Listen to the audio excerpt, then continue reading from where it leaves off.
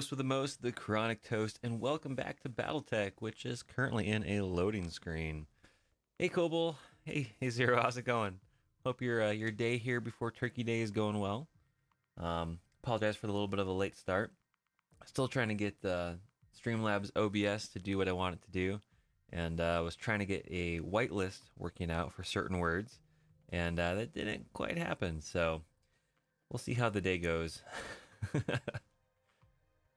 So basically, for those of you that are here or that are watching over on YouTube or on video on demand, um, there's certain blocked words in the standard Streamlabs Streambot.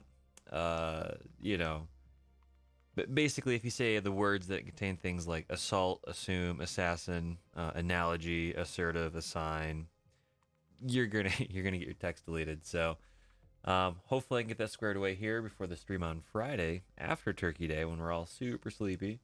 And yeah, so as always, we're diving into another episode here where we're taking a look at, we're still running BattleTech 1.7 so that we can run the BattleTech Extended 3025 Commanders Edition mod. And again, if there's any audio issues or anything like that, just let me know. Yeah, see, and I can't see what they actually are when you actually post them. So rumor has it I should be able to moderate that, but I'm still not very knowledgeable about that. So if anyone out there knows how to add a whitelist for words or modify the Streamlabs, you know, yeah, the list, let me know. We can get that squared away. So there's so much stuff that I still don't know. And it's always a blast trying to get this stuff squared away. So still relatively new to Twitch, still relatively new to Streamlabs OBS, and yeah, so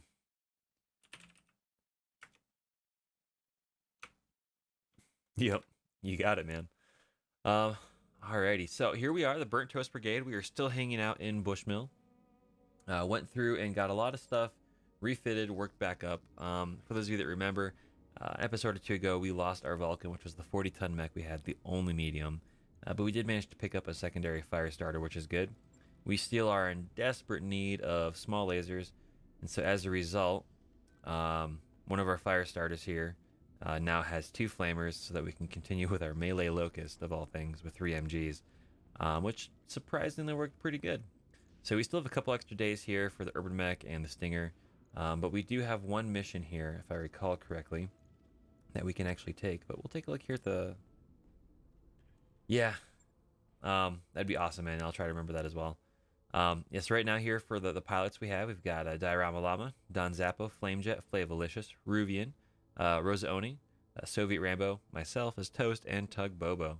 Now, I know on deck is going to be Garrison. He's the next one up, I believe, as far as pilots that are on the follow train. So for those of you that are watching, if you want to get added into the pilot pool, just hit that follow button up there, and you're on Twitch. And if you want to cut in line, toss a subscription this way, and you'll be first in line as well.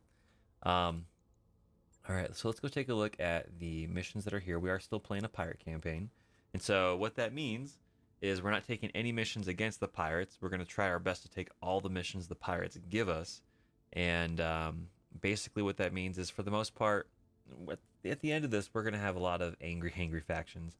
So mopping up, I think, is the only one that we have that's a half skull. So this is against the pirates, so we're not going to take that. And we're still tentatively taking full skull missions as long as they're not against the pirates as well. And I believe all of these are. Yep. And so we'll keep an eye out on travel contracts as well. If they're not too far away, 121 days is way too far. We'll spend a lot of money here. We'll consider those. But again, anything more than a 1 skull is a little out of our reach right now, especially since we lost a mech or 2. So right now I'm still rocking 1.7 Cobalt. I have not heard that it's been fixed for 1.8. I know that aspects of the mod have been. I think the biggest one they've been trying to figure out is getting the entire inner sphere map squared away. I believe, having talked with Don Zappo in a little bit, from what he's said about his conversations with Harry and Justin Case and a few others, they've gotten the Galaxies of War mod squared away, which is really good. That plugged into some fundamental tech in the actual game that was changed. So The big thing right now I think they're trying to figure out is the inner sphere map, the entirety of it. So right now, there's not really a complete package just yet that's available, other than to a select few that are testing it. So we're just rocking out here. Figure I'll be streaming on Friday, I'll be streaming on Sunday. If something comes out in between then we'll update, we'll go down that road. Until then, I just want to pilot some battle mechs, punch some mechs, and hopefully keep all the pilots. We'll see. That being said, I see that you're on the list there, Kobold, so maybe you'll want a few of these pilots to get punched out. We'll see. We're sitting right here. We're not quite at 3 million C-bills, which is when we'll dunk this down to one slide to the left. So right now we're above 1.5, so we'll keep it right here. We pick one, we get 4. So 2 fire starters, a wasp and a locust. Yeah, let's see what we got going on, and let's see what we actually have rolling through here. Let's see. Man, I really want to get Ruvian, but he's still out. He survived a CT beam blowing up. I think he's out for 10, 20, 30 days, something like that. But yeah, 3062 is a lot of fun. It's a little less stable. The big thing that I like about 3025 Commander's Edition is it's very rock solid, and if you like the balance of the core game, it's pretty much what you're going to get with some extra features here in this mod. It doesn't try to do anything crazy innovative like 3062 or RogueTech. It's just a slightly different flavor of a game with this particular mod in it. Yeah, 3062, RogueTech, and this 3025 are probably the big 3 ones out there that I think are really worth trying out as far as a collection of mods go. They each do things a little bit differently, and for me, this is right up my alley, right up my speed. So we'll have Toast, Tug, Don Zappo, and Flavolicious in the melee Locust. Oh yeah. So let's kick that deploy button. Let's rock through here and see what happens. I'm also really stoked. Right now I'm taking a look at getting a brand new PC for the first time in 8 years. It's 8 years. Here on Black Friday and Cyber Monday. So still rocking a second gen i5 2500K with a 974 gig video card. And I got this sucker overclocked. It's almost a 5. Ugh, it's hot, but we'll see. Hopefully we can bump up the quality here on the recording a little bit, get that to go through a little faster. We can try some of the newer games that are out there. So, oh, interesting. Well, you are currently following Zero. You should be able to hit the subscribe button unless I don't have enough followers. I don't know. Yeah. That's a good question. I'll take a look at that here. But yeah, definitely I think you're already a follower. You're already in the following pool 2 below Kobold right now. And either when I get to 50 sub or 50 followers, it'll allow people to sub, or you should be able to sub now. I don't know Twitch that well. I'll have to take a look at it. This is the first time I've actually been asked that question, and it's a good question. So, all right, what do we actually have here for the mission? Oh man, I love this one. So, what do we have? Just straight up battle. All right. After a recent skirmish with our forces, the surviving units of a local government lance escaped the battlefield. We believe that we managed to partially repair their mechs. They've partially repaired their mechs, and that means that they're a loose end that the local pirate organization would like to see tied off permanently. Track down these survivors and finish them off for good. A partial lance of damaged mechs doesn't sound too bad, Commander. If we're able to bring them down mostly intact, this could mean excellent salvage opportunities. Well, we have a pick 1, get 4, so salvage is not really in the name of the game right now for this. So yeah, for those of you out there that are chat, if you have any insight into Zero Shiva's comment about not being able to subscribe, let me know. That might be a limitation of not having enough followers yet. So I have 25 right now. I think when I become affiliated, you can bump up to 50. Or when I get to 50 subscribers or 50 followers, I get to affiliated, I think. So we'll see how that goes. I'm still new to the whole Twitch thing. I'm just generally hanging out and having a blast. So this is the last known position of the enemy Lance Commander. Advance and get eyes on them. Let's see how badly damaged they really are. Good hunting, Commander. Oliveira out. Right. Keep your eyes open. Let's see. Are we backed into a corner? Oh, we're not. So this is usually an indicator, at least to me, that we're very likely going to be... We're we're very likely going to be in a position where we will run into reinforcements. So, not always, but it leaves the possibility open. So let's get screaming along up here. Moving to Flavolicious in the melee locust going up ahead. I've got something. So you like the Corsair in 3062, huh? 4 large lasers, 2 AC5s, and 4 arms. That sounds awesome, actually. That reminds me of the Tri-Pilot Jaeger Mech from Pacific Rim. So I got all the extra arms and cool stuff like that. 4 lasers large lasers is fantastic. The large laser is a really, really good weapon. At least in this particular build with 3025 in the base game. It's a lot of fun. Alright, so we have a Javelin, a Wasp. So I only see 3 right now. Let's see what they're up to here. Taking some shots at the Locust. We're a little too speedy for you. That's alright. Let's see what we got going on. Who's next? Well, Don Zappo will be able to pivot over here and take a shot up here at this Wasp. And get some of the ammo reduced down, even if we don't have a good chance to hit. And we'll go from there. Let's see, can we get Tug anywhere? We can. Can we just have him jump up here? There we go. That'll work. We'll just keep working on this Wasp. 2 medium lasers shooting in. Aw, yeah. I appreciate the heads up, Wartooth. That probably means that I either need to get enough followers, or I'll have to look into it to see what's broken or what I actually need to have activated and set up. So, yep. One of those learning experiences, man. Thank you very much for the heads up.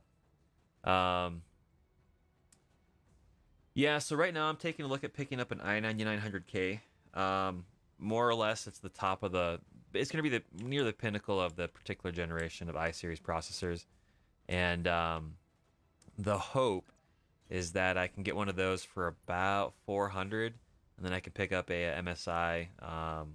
oh gosh, what is it? An MSI motherboard is what I'm looking at to be able to support a larger build. Actually, hang on a second. I have that somewhere. I'll give you guys my PC parts picker list. This is what I'm currently looking at, and I'll toss this up as well. Yep, and I need to get a donation button set up as well. Tugboat is going to help sit down with me at some point here when we have some free time, and we're going to take a look at getting some of my my cards down here below the stream on Twitch set up to support things like a donation button and whatnot. So fingers crossed we'll get that squared away at some point. I'm more focused on having a lot of fun with a blast. So what's wrong with my PC, Zero? I'm curious to know, man. Yeah, no, I appreciate it, man, and I'm gonna try to get that squared away here this week. I'm more focused. Oh, there's a Shadowhawk. Oh, that's not great. I'm more focused on having a blast, you know. So, I mean, you're not wrong, Zero. Dude, thank you very much, Koval, man. That's awesome. Yeah, I've already got a lot of the monitors set up. I've already got a lot of the recording equipment and stuff. I'm more focused on, here on Black Friday, getting the motherboard, the CPU squared away. Those are the very difficult things to get, and I'm going to be trying to get a graphics card here within about $400 range. Well, that one in particular, the 9900K, is comparable brute force wise to a lot of the AMD stuff right now. It's a lot more expensive, but I'm hoping to grab this PC here for another 6 to 8 years, and as a result, all right. So let's Yes, Commander. yeah, let's run up here. So as a result, I got long-term wise, as far as a bang for your buck, as far as per the dollar spent on the hardware and driver support, as far as hardware efficiency goes, Intel usually has a breakover point about 5 or 6 years, to where you get more bang for the dollar initially spent than you do for AMD. The difference is I'd like to hang on to this stuff for a little bit, so I'm okay overclocking, so it'll be all right. So yeah. Oh, interesting. Oh, thank you very much for the follow, Wife Argo. Thank you very much. That's awesome. And that will be added to the follower list. All right, what are you saying here, Wartooth? Affiliate eligibility: at least 500 total minutes broadcast in the last 30 days, 7 unique broadcasts in the last 30 days, and an average of 3 concurrent viewers or more over the last 30 days. At least 50 followers. So I'm coming up on the 3 concurrent video or viewers, and at least 50 followers. So with that follow from Wife Argo or Agro, I will be at 26 out of 50 right now. No worries, man. That's one of the downsides, though. If you're a follower, you know, you get added to the list. So we shall see. We'll see how it goes. Good to go. Oh, dude, what do we do up here? Oh, man. Yeah, my main goal is I'm playing these games anyway. I'm having an absolute blast. And so I was throwing some stuff up on YouTube, and I still am. But I figured, you know, I might as well jump into the world of Twitch. And we'll just see how that goes. So we're going to do some Death from Above here with Tug Bobo, the patent pending Tug Hug. Unless we come up with a much cooler name here for this particular channel. Death from Above, Toaster Destruction, you know, something like that. We'll figure it out. Here we go. What do we got? Oh, baby. Left torso, left arm. Ah, yeah. Yeah, you're absolutely right, Wartooth. I'll be taking a look at here later on this week and this weekend, so... Target eliminated. Yeah. Man, I'm just having a blast. That's the big thing. And I get a chance to hang out with some cool people like you all here in chat, as well as everyone else that lurks over on YouTube and videos on demand. There's like quite a few viewers over there. And I get messages here now from people that aren't here on Twitch, which is pretty cool. So it's a purely vanity channel, and if something comes from it, sweet. And if not, I'm not going to lose any sleep. Man, that aerial tug hug worked out really, really good. Yeesh. So what do you guys got planned here for the holidays? Here in the States, we've got Thanksgiving or Turkey Day coming up tomorrow. We're thankful for all the cool stuff that we got, and then, you know, as far as family and all that throughout the year, and then we eat way too much food. So, Commander. you guys have any plans for that, or anything going up for your weekends coming through? Let me know. I'm always curious to know what's going on with everybody. It's always a lot of fun just to kind of hear the stories and the tales and the good ones, the bad ones, all that jazz. Man, if we can get some Shadowhawk parts, that'd be really, really cool. I'm kind of surprised that they have one of those thrown our way. What's up, boss? So we're gonna run over here to this one now, from melee combat to melee combat with the the melee locust. Aye, aye. Oh yeah. No worries, Wartooth. I'm trying to figure out how to get the whitelist set up. I was talking with Tug earlier, but I never got a chance to actually go through what I needed to do. Pretty much anything that has the word ASS or ANAL in it, like analogy or assault, the Streamlabs bot just goes, nope, you're done. So it times out for a second, but yeah, I don't know, man. I got to get that squared away too. It's a downside because I'm gone from the house for about 12 hours on average a day, you know, working 9-hour days plus travel time and all that junk. So when I get home, it's just, you know, you get all the chores, the stuff to do, and then you go and go, oof, you know.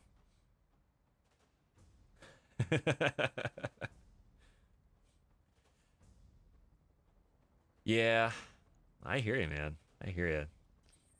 I'm very curious to see how the MechWarrior 5 stuff works out as a game.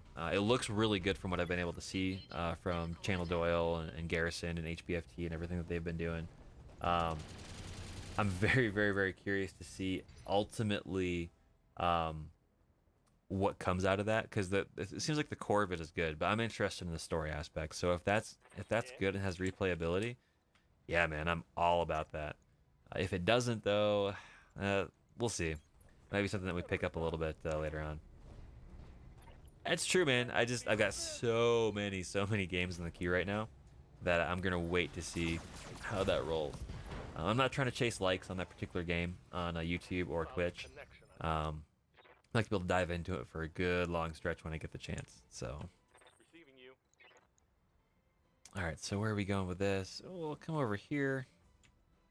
Go on to the other side and shoot over here. Don Zappa with the Wasp. Knee SRM4s. Oh yeah. No, dude, you're absolutely on point. It looks good. I'm curious about the story portion of it, so we'll see here. And I'm just making sure here. Wartooth, thanks again for a couple days back for the follow. and as well for Chaotic Looney if you're out there watching at some point. Much appreciated. All right. Yeah, dude, the mechanics actually look pretty good. I like the way that in MechWarrior 5 that Receiving you. I gotta be honest, I really like the way that the weapons feel as far as the time to kill or the time to be killed. I think it feels a bit more realistic for some reason to me than MechWarrior Online did. I don't know if it's because of the visual feedback or the sound staging or whatever. I'm not really sure. So we'll see. It's one of those things. Standing by. All right, we're gonna have the Wasp come back over here and shoot some more now that we have this javelin down. Oh man, this is gonna go poorly for him. All weapon systems. Left torso destroyed, pilot incapacitated. We're gonna get some salvage from that. Tango down. Very nice. Very nice. And get some more melee over here with Tug Bobo. Location. And yeah, no, I'm pretty stoked. What are you most excited about with MechWarrior 5 other than like the cool first person combat? Is there particular aspects of the story in 3015 you hope they cover? Commander.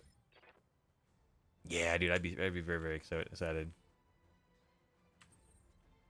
And oh man, double fire starter action. This Shadowhawk is gonna have a bad day. Oh man. Bump and run, Toast and Don Zappo. Yeah. Both legs are very close to going. He's still up though. That's not great. Thankfully he's not just reaching out and punching us. That'd be very painful. It'll be a legit story. Yeah, I'm fingers crossed, I'm hoping. The replayability is, I see it happening a lot with you know, the community combat and stuff like that. It looks like there'll be custom stories that can be made, which is really encouraging. That means you can have some really cool content.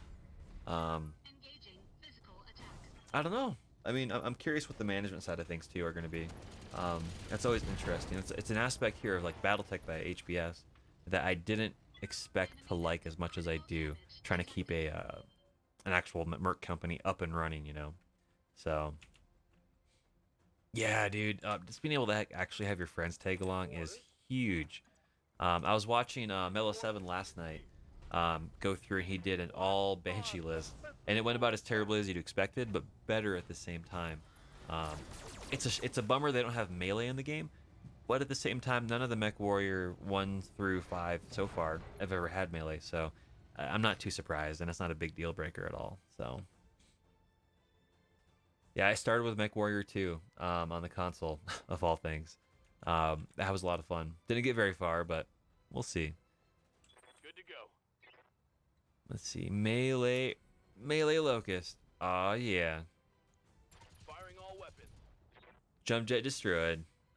Solid connection on that one. And, who was it? Was it, I think it was Mellow as well last night. He was playing a Locust 1S. And, that felt really good as far as combat was concerned. Surprisingly so. So there's a lot of good things going for MechWarrior 5 right now from what I've seen. Really? Okay. Super cool, man. Oh man. If there's a specific word that's that you know that's causing an issue, Wartooth, just shoot it to me in a PM, and then when I finally get a way to figure out how to unblock certain words, I'll add that to the list to make sure it's good to go. Or in the short term, if you all know how to turn off or further modify the Streamlabs moderator's profanity filter, let me know, and we'll take a few moments to try to get that squared away here on the stream, because it's something I was poking around earlier today, and for the life of me, I couldn't find it out, and my Google foo completely failed me. So I need to be like Neo and download some knowledge, I guess.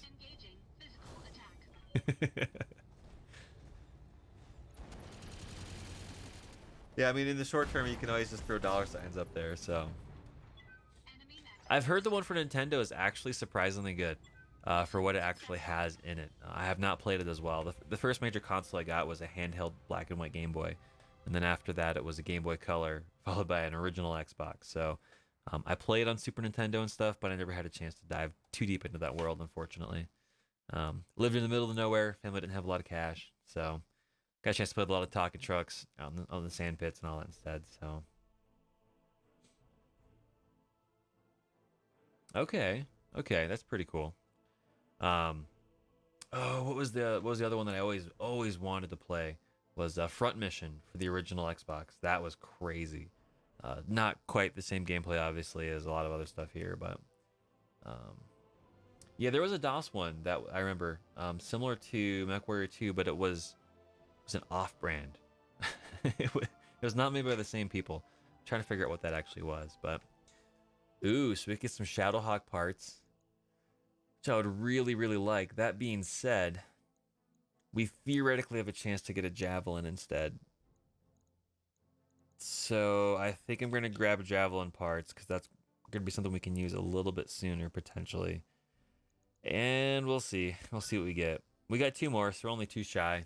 And we did get 1 Shadowhawk piece regardless, so that's all right. That's a win. I'll take that. I have not ever had a chance to play Crescent Hawk's Inception or Revenge. I've heard that it's good, though. I've heard it's really, really, really good.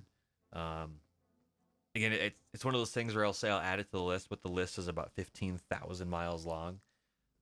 It's just a matter of, am I in the right position at the right time to click the buy button, and then later on, click the play button. Like, for example, there's a bunch of games that I still have that I haven't really ever dove into, like Borderlands 2 or The Witcher 2 or, Osiris New Dawn. And there's so much stuff out there that I have that I want to play, and it's just I haven't gotten a chance too much. And just because I work a lot of the time. And when I get home, there's all this other hobby stuff like tabletop BattleTech, D&D 5e that I actually do a lot of RPG stuff for. Tabletop miniature games like Bolt Action, 40K. I have a free time issue, man. I've got too many hobbies. All right, so we got a lot of that stuff squared away. Let's go see what we got for a navigation map here. Oh, dude, some of the MechWarrior simulators you can get are just fantastic looking, dude. It's on the same level as I've always wanted to get an actual enclosed flight sim cockpit for like World War II combat flight sims, like IL-2 Sturmovik and stuff. There's so many cool ones. They even have those for racing games, whether it's like NASCAR or Formula One or whatever.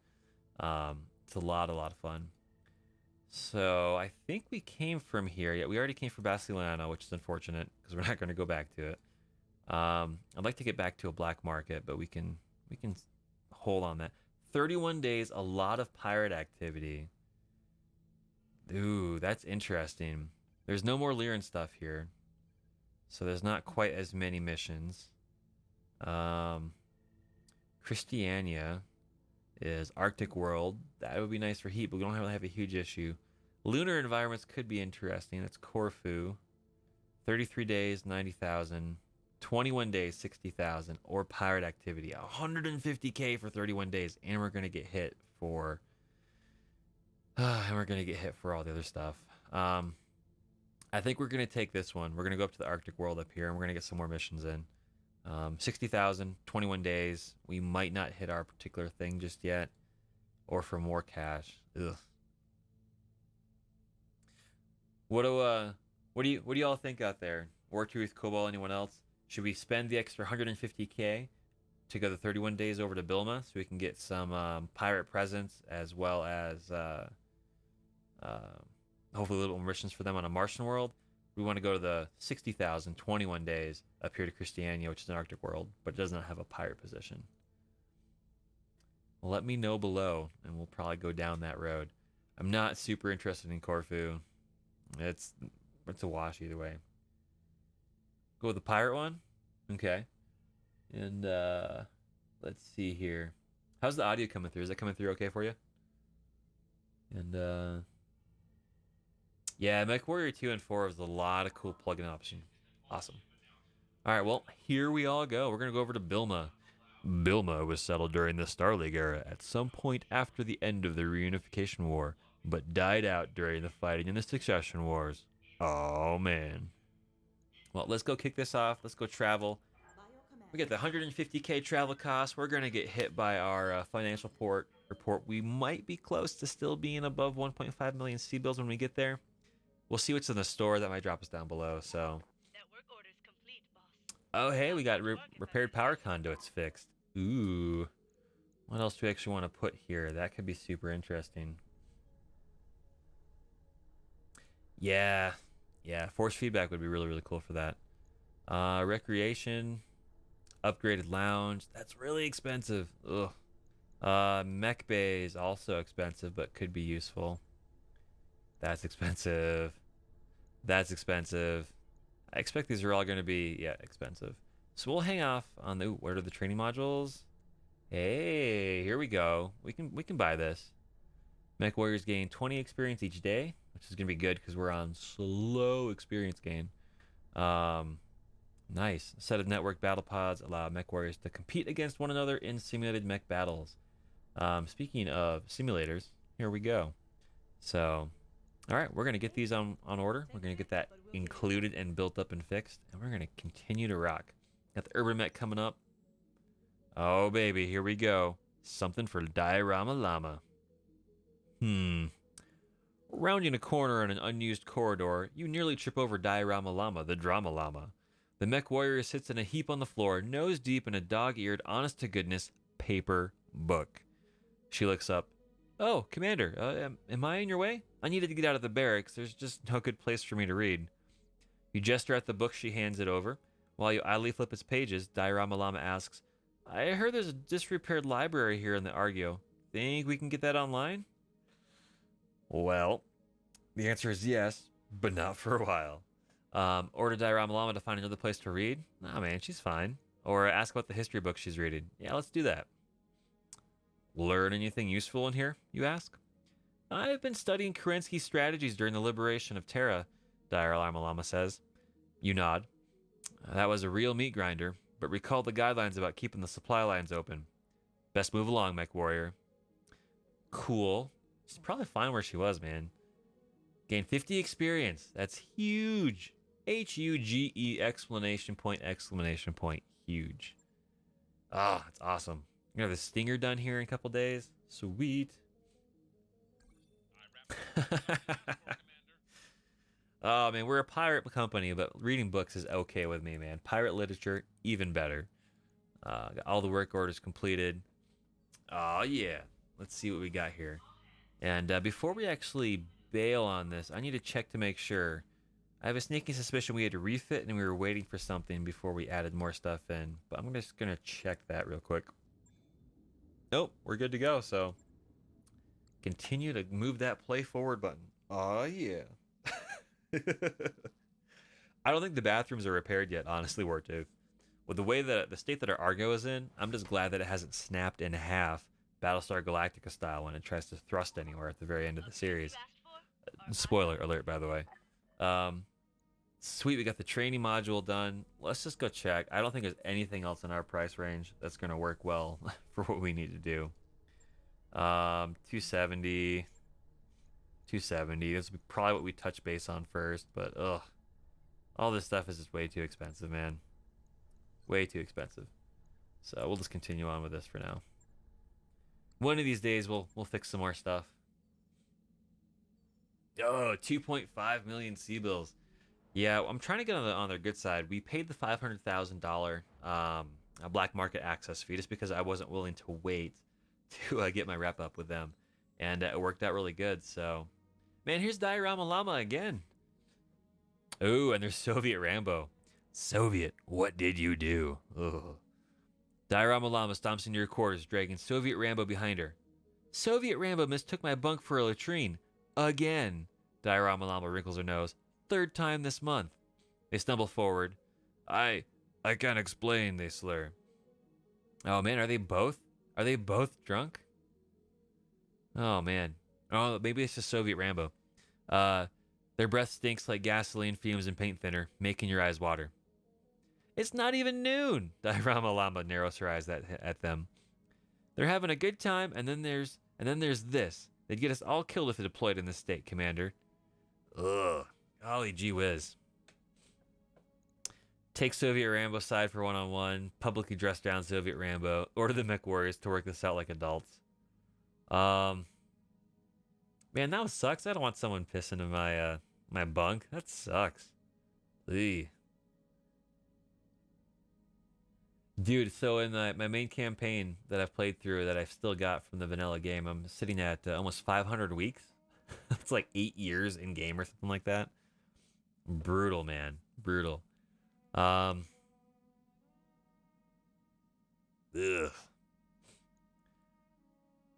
Yeah, I'm basically gonna dress down Soviet Rambo. Man, you can't go pissing in people's bunks. Dude, knock that crap off. That's not cool. You're right, Diorama Llama. You turn from the Mech Warriors to the comms and call the entire outfit to the mess for an impromptu meeting. Once everyone is gathered in the mess, you order Soviet Rambo to step forward as you stand up on a table and raise your voice. I wouldn't ordinarily dress down Soviet Rambo like this, but it only takes one drunk and a mech to endanger us all. We need to depend on one another. All eyes turn towards Soviet Rambo, who stares red-faced at the ground. They will sober up, or I'll show them the door. Now, I don't want to do that, so let's all band together and help Soviet Rambo dry out. That's not quite how I expected that to go. The next day, Darius reports that Soviet Rambo volunteered to take Diorama Llama's chore shifts. Looks like your words lit a fire under their ass. Soviet Rambo has gained the following tags: dependable, in addition to the tags drunk. All right, Soviet Rambo has gained the following tags for 14 days: high spirits. Well, cool. That worked out not the way that I expected it to, so.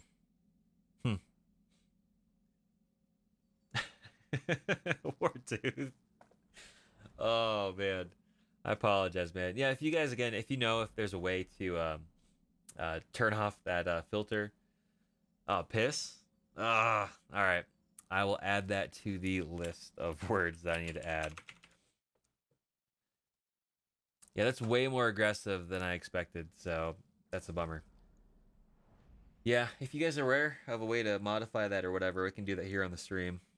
I have not been able to find it, and I'm completely forgetting where I even turned it on in the first place, which was a bummer. So, well, I know it's frustrating.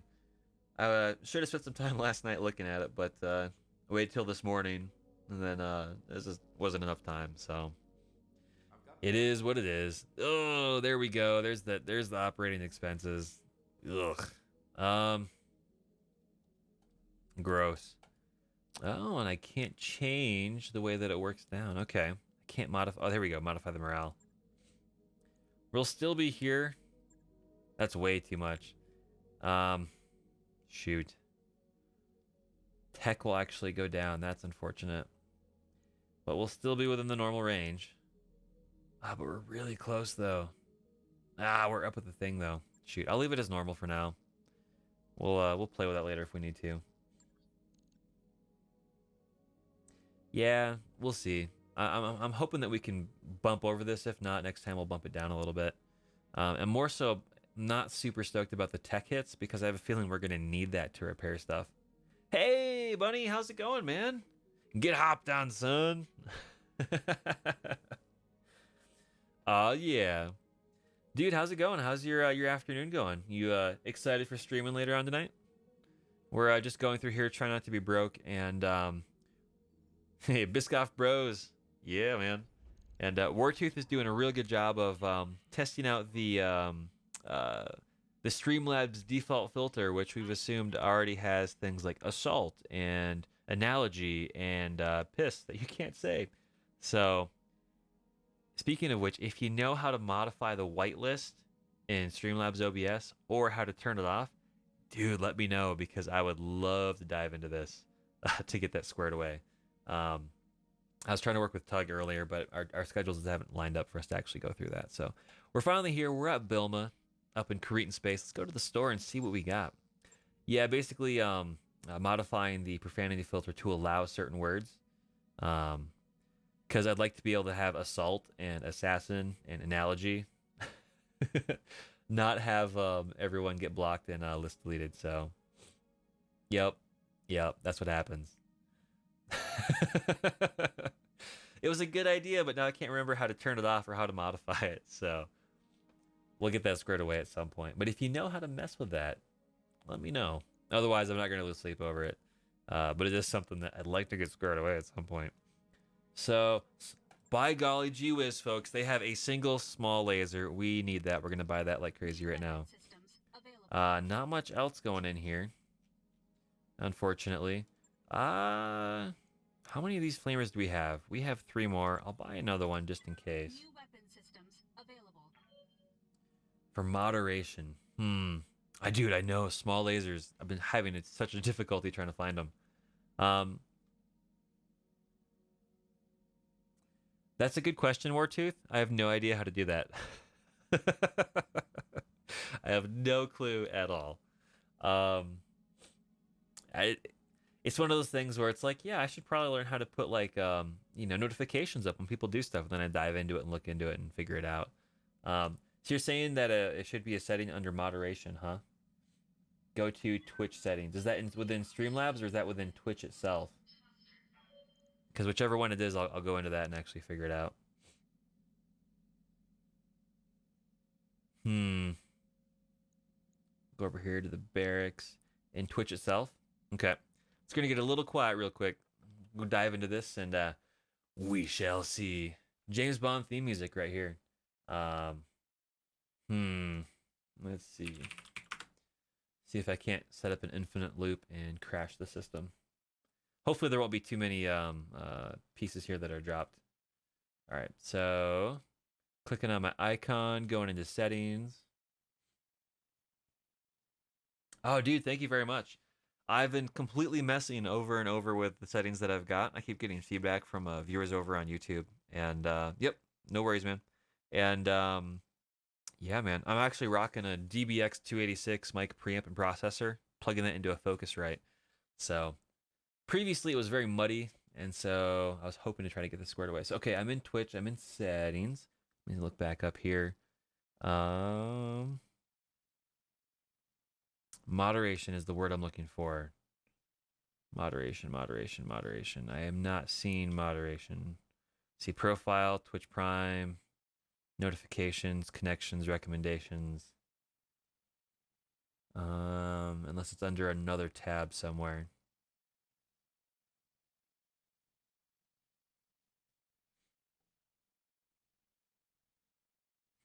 Hey, Don Zappo. We're just taking a quick moment to try to figure out how to mess with the profanity filters. So, okay, let me go back to the core. I'm here on the core page for Twitch, and actually, let me see real quick if I can't break everything.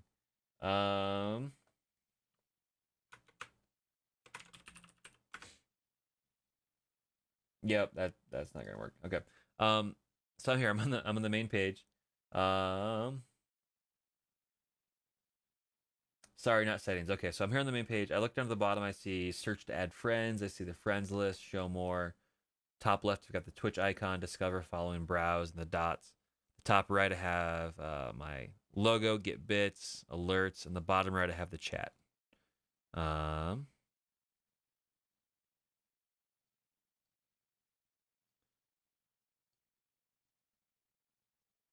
So where would you like me to click? On the top right logo, okay. And so I click on that. I've got online, share my activity, channel, video processor, creator dashboard, subscriptions, friends, inventory, payments, settings, creator dashboard. Gotcha. Hey, Don, just as an FYI, until we get this fixed, anytime you say words that have assassin or analogy or pissed off, it's going to block you and nuke everything. Okay, and then in the lower left, I have creator camp. I see moderation. There it is. All right, so blocked terms and phrases. And so do I just enter the word here at that point? Permitted and blocked phrases. Oh, permitted terms and phrases. Gotcha. Okay. Oh, you guys are flipping fantastic. This is exactly what I was looking for. So I'm going to add all the ones that I'm aware of. Yeah. HBFT or Don Zappo or Koble or anyone here, if there are words that you guys know that I don't have included that'll block this, shoot them to me a PM and we'll add them here. So right now I've got Assault, I've got Assume, I've got Assassin, I've got Analogy, I've got Assertive, I've got Assign, I have ASS, I have ANAL, I've got PISS.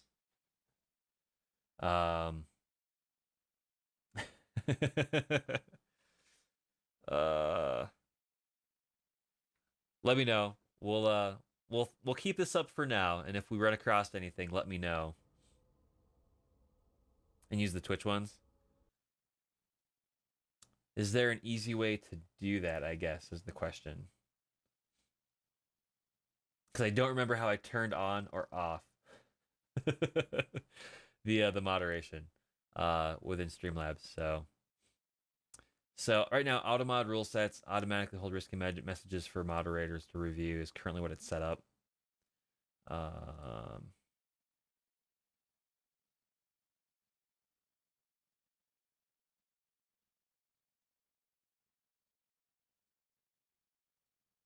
Set everything to less filtering. So in Streamlabs upper left, I have the editor, the themes, the CloudBot, and the App Store. CloudBot? Okay. For those of you that are out there watching on YouTube and video on demand, bear with us a moment. We're trying to make the experience better. We're learning as we go. So, okay, this is where a lot of this stuff was. All right, so word protection, preferences.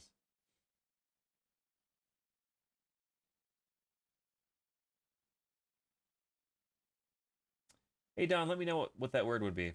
Yes, I'm going to turn word protection off. Okay. And so I've got link protection on as well in CloudBot. Is there a way to do that within Twitch so I can have that be approved later on? Hey, there we go. Hey, Don. Okay. We are learning all sorts of things today, everybody. It's super fantastic.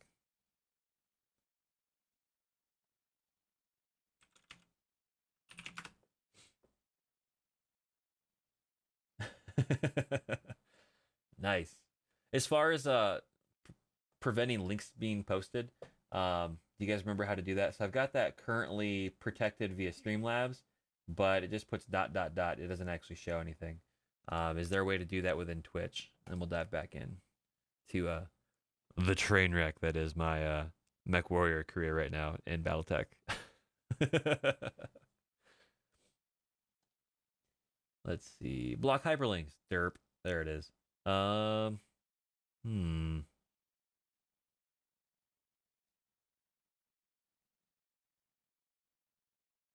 will automatically delete URLs except for ones posted by you. Interesting.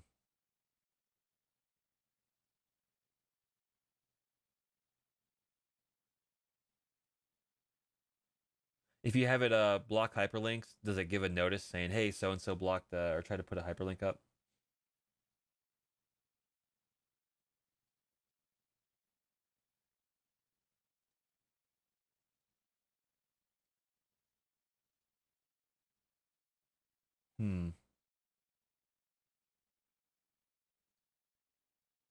We'll try that. I'll turn it off in Streamlabs.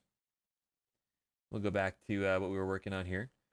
And I will add a pile of time right there, which is 6 seconds, apparently. So, cool. Thank you very, very much, everyone. This is fantastic, fantastic help. It's really, really, really been a blast for all this help you guys have been giving me. Together, we can make this at least not too terrible. That's the goal, right? Alrighty, so we've got in-game sound again. Yeah. And so again, if you guys run across anything that is causing issues, audio-wise, blocked words-wise, whatever, let me know. If one of you could try throwing up a link, just like google.com or something, and I can see how that works, and then we'll dive back into it.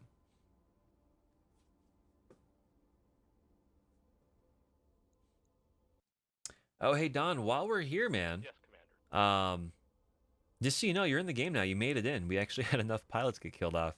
Um, so is this particular graphic looking good for you? Working out? Is there anything you want to change on that? Ready for orders. So I just see right now 3 little asterisks show up, which might still be Streamlabs trying to block that.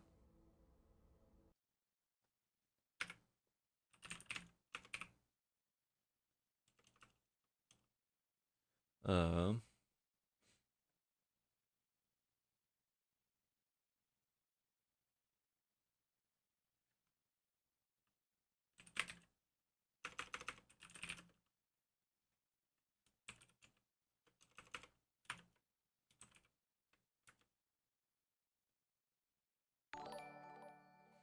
Hey, thank you very much for the host, HBFT.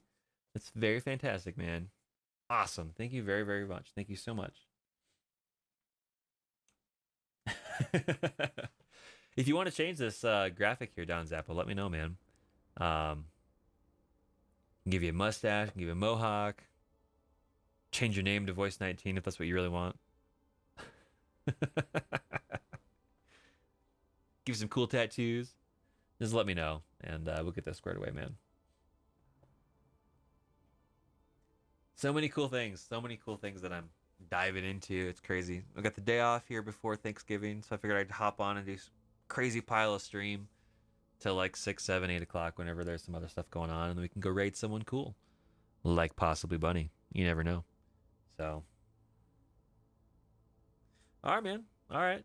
Well, if you ever want to change anything, give me a holler. Let me know. If you kick it, Garrison's on deck next, so keep that in mind. Oh, man. All right, so let's go dive in. Let's go see what we got going on. Oh, man. All right. So we looked at the store. We're going to look at the Mech Warriors for skills. I don't think anything much has happened, so we'll give Don Zappa some tactics. Make him a little more tactical. And Flame Jet, Flav. Standing by. Ooh, Ruvian. Ugh, man, oh man, oh man, oh man. We'll go for Guts. Why not? And we'll see what Rose is like. Nope. Soviet Rambo. We'll give him some Guts as well. Toast. We're saving up to go all the way up through this tree right here into this. So we're super close. Ready. And Tug, we're taking the 2 gunnery skill challenge with him. And we'll see how that works out. So, Armin, very much. Thank you so much for stopping by. And you got it A-okay, man. Thank you very much, Bunny. Thanks, Biscoff, bro. And if you have any comments, questions, or concerns, or random thoughts while you're lurking, feel free to pop on in or shoot me a PM and we'll get it squared away, man. Have a good day. Thank you very much. So, all right. So we've done enough mucking about. We've made everything's better. We're orbiting this big giant dust ball of a Martian planet called Bulma in the Draconic Combine. Let's see what we got for contracts. Fingers crossed they're not terrible. So a couple half skulls, that's good. Hold the lines against the pirates. That's bad. Power up is for the pirates, which is good. It's an attack and defend though, so we can't really do that. You got a battle. That'll be all right. Aborted Colony is an escort against planetary government, so we can tackle that. So we have Distraction and Aborted Colony. We'll be able to do, it looks like. And then we've got a number of 1 skulls that may or may not be a problem. Assassination, we could do that. Wolves, nope, that's against pirates. Recruitment drive is also against pirates, so nope. And cease and desist is destroy based. We could do that as well. Yeah, I'm not too worried about losing rep. I only am concerned about it with pirates. That's going to be the difficulty part of this campaign, is later on we're only going to have missions from pirates. So it's kind of self-inflicted brutality mode. So we will dive into, right off the bat, either a defend base. No, which one was it? Ugh, not that one. This or Aborted Colony. Let's see. Yeah, we're not going to make anybody mad no matter what we do. So we're going to dive into Distraction right off the bat here. What do the pirates have to say about this? We're planning an operation, and to pull it off, we need the Kharitan authorities to be temporarily distracted. We need you to create that distraction. We'll appoint you at the Cretan patrol. You do something loud and fatal to them. Meanwhile, we execute our operation and give you a cut of the proceeds. No, and there may be reinforcements, which, that's good. That's one less to get in our way. I really like the loud and fatal as a job description, Commander. I may get it put on a plaque. I agree. And we're not going to piss him off too much. We are below the 1.5 million C-bill threshold, so we will bump this up so we get some more cash flowing. We are in a pick one, get five situation, so we will rock and roll on this. Now, keep in mind, notoriously, and Don Zappo probably knows this for a fact as well. Ooh, that's a very good point, Don Zappo. Yeah, that would be fantastic. However, as Wartooth mentioned earlier, we're going to try to set up some donation options here in the cards below the stream. I'm sitting here motioning with my finger down below. Until I think I get to 50 followers, ? People can't subscribe. So that's going to be the easiest way to help out with that. Or you can just post it in chat and have an absolute blast. Technically, all MX are full of Pop-Tarts, and they're probably not the best flavors, so the more the merrier. But I was going to say is the pirate missions tend to be quite a bit more swingy as far as how they feel, and I love that risk. It's absolutely fantastic. I love it so much. So, got Don Zappo right in here. Let's go kick some cans, get into some trouble, and see what happens. Yeah.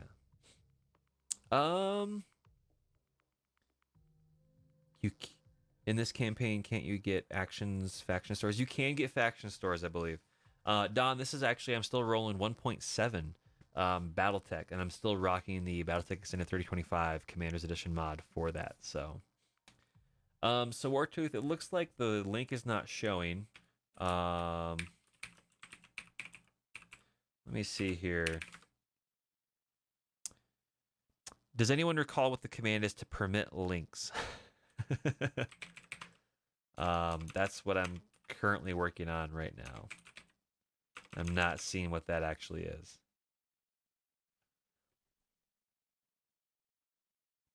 Yeah, I'll have to look at that and see.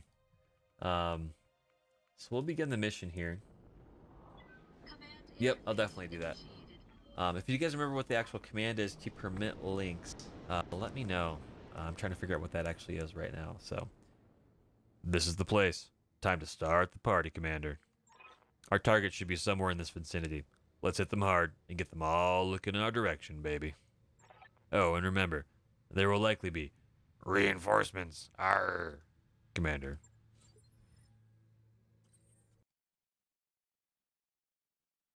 Yeah, I thought there was a chat command at some point that you could just type in like /permit or something like that to allow a link. Tug showed it to me before, but again, I completely forgot what it was. So we shall see. It also, to me, it looks like Streamlabs OBS is still hanging on to the link blocking, even though I turned it off. So we'll take a look at that here in a break, and we'll go from there. Oh man, Wartooth, what do we got here? You'll provide basic journal information to be registered into the program. Step 2, sign the Twitch affiliate agreement. Agreeing to the terms of the program. Step 3, provide Amazon your tax information by completing both the royalty and service tax interviews. Step 4, tell us where to send your payments by completing the Tipalti form. Payment methods. Oh, cool. Under the Cloudbot. Womp, womp, womp. Let's go see real quick. Cloudbot it is. So I have link protection turned off on Streamlabs, so it should not be active.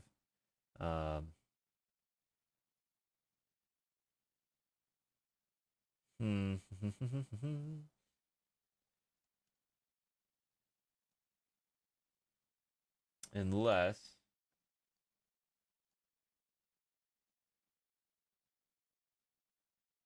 yeah, that's true. That's true as well.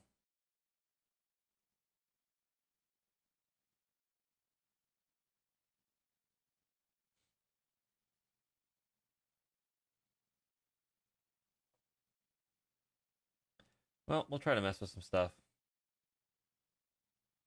We'll see what happens. All right. So, what do we have here? We are backed into a corner, which I think is generally good. It means we're less likely, it seems, to get reinforcements tossed in our way, though it is possible. Seems like when we're more apt to be in the middle of the map, it seems to roll that way. I don't know if that's actually true or not, but we'll get the melee locust with Flav rolling up here. Make him lead the way. There's not much cover up here, so we're going to have to go through that way as well. Yeah, and I'm not too worried about how much I get and all that other stuff. That's definitely something that I would like, but at the same time, I'm mostly here to have fun, and unless something crazy happens, I'm not trying to make this my primary source of income. So we'll see. I'm here to have a blast, play some BattleTech, blow up some mechs. So, yeah. What do we got? What do we have here? We have a Hermes. Okay, haven't seen one of those in a while. I'm trying to think of what this thing has. It probably has something super unique, but we'll find out. We'll see what happens. As everyone else is sprinting up. Yeah. Move order received. Bum, bum, bum, bum, bum. Dude, if there was an actual Mackie in the game, and Don Zappo might know, that'd be pretty cool. I don't know what the lore is. I don't know if they only built a few of them or a lot of them, where they are. I think it's got like primitive armor though, so I don't think it's gonna hold up very well at all, even if it was in the game. So, Yes, Commander. Art Flav, full speed, melee locust. Let's rock and roll all the way up. Here we go. Yeah. Boop. 15 damage plus the machine guns and all that evasion. Nice. Nice.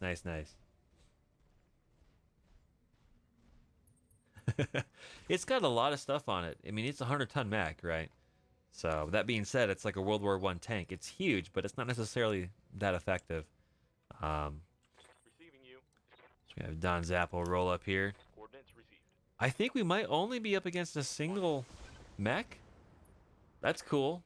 That's really, really cool. This half skull rolled the way that's beneficial. And if that's the case, I'll take it, man. That is fantastic. Engaging target. Manufacturer Scoble Mechworks, production year 2439, model MSK-6S, class assault, cost 8,654,000 C-bills. Cool. Good to go. Super cool, man. Super cool. Aye, aye. Yep, we're jumping in the Martian environment. We got this. It's cool. No worries. We got a melee locust. What could possibly go wrong? I would posit that nothing could possibly go wrong with the melee locust. And as I say that, reinforcements rolling with a PPC. I'm guessing it's probably a Panther. So with that, we'll roll up here and get the most evasion possible. Yeah. Mass 100 tons, chassis Ford Super H, QWA 3X, armor standard engine, Hermes 360 communication system, unknown targeting tracking system, unknown heat sinks, 15 speed, 54 kilometers an hour. Armament 1X PPC, 2X medium lasers, 1X autocannon 10. Damage minimal. Oh man, don't toast the toaster. That's not cool. That's how you get burnt toast. That's how we are the Burnt Toast Brigade. Well, you want to do that, we're going to throw that right back at you, buddy. How about that? Engaging physical attack. Dude, that makes me so happy to hear. That is fantastic. Get crusty, buddy. Oh, yeah. Someone just got toasted.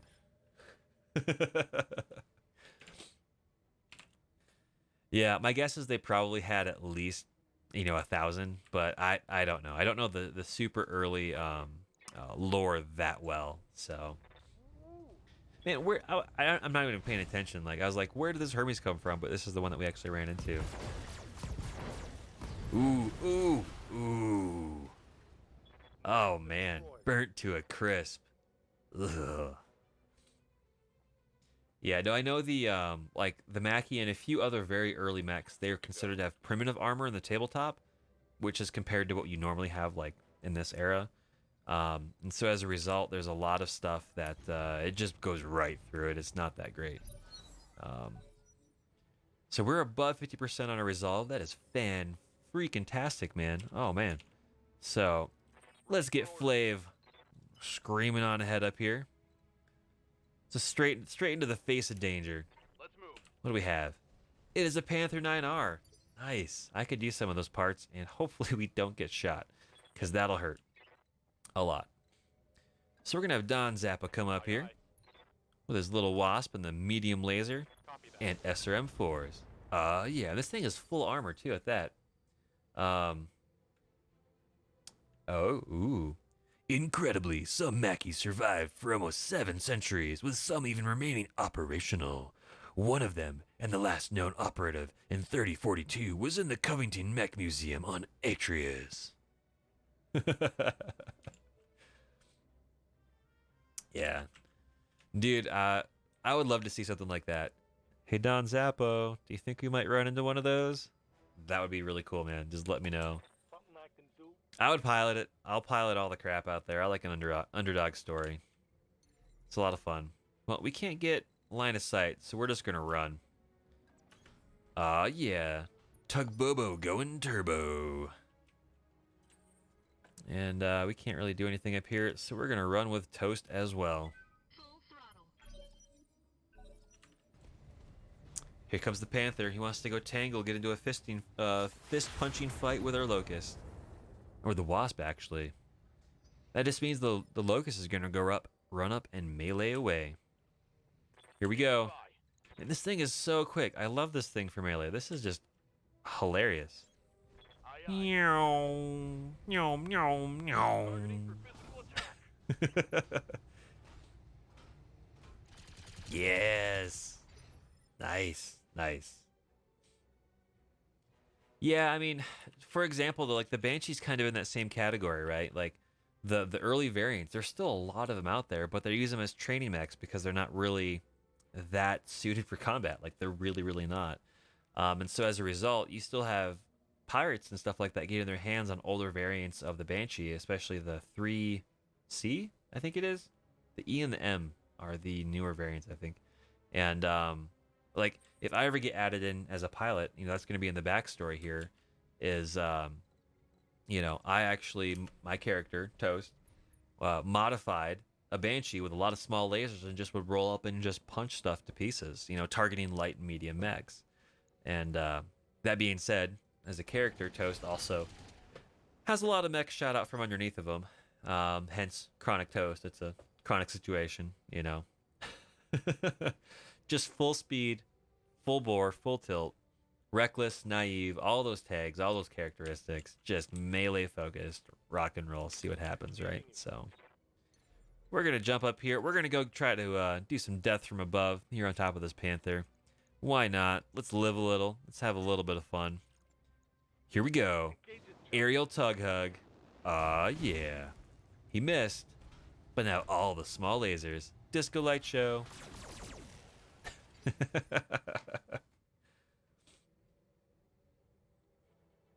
Yeah. I would also love to see. I know it's not quite Dark Age, and there's a lot of shade thrown on that particular era. But what I would love to see, in all honesty, is for some of the Rimward Periphery mercenary units, not mercenary units, but militia units.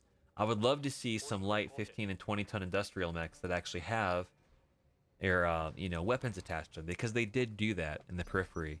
And I think that would just be added a little bit more options and depth for those half-skull missions. I think that'd be a lot of fun. Not really anything worth getting, obviously, as a main pilot, unless you want to do a Pokemon collection. But that could be a lot of fun. I could see that being an absolute blast, so to speak. We're going to actually bail back out over here. That way we can keep our keep some semblance of evasion. Then we'll come back in with another hit and run option here.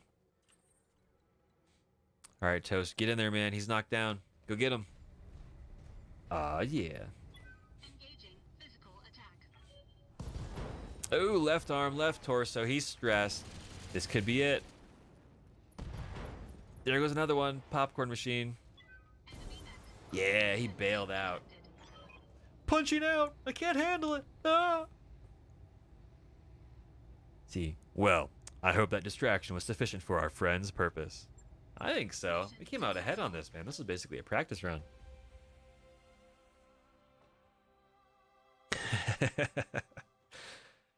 Yeah, I don't think the Dark Ages would be a lot of fun. I mean, it's an interesting era from a miniature standpoint as well as from a lore standpoint.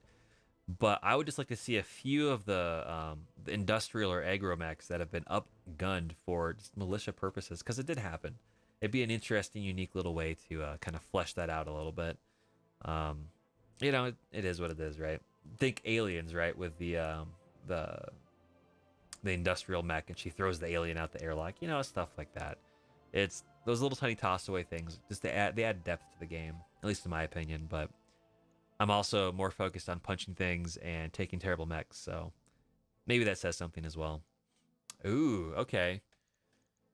Oh, we can pick one. We get 5. We have 3. There is a chance, ladies and gents, that we could get a Panther. A very slim chance, but we're gonna take it because we need better mechs. Oh, buddy. Oh, man. We're one part away. So close. So close. I would love a Panther. That would be fantastic. Oh, dude. Okay. That was really, really good. Sheesh.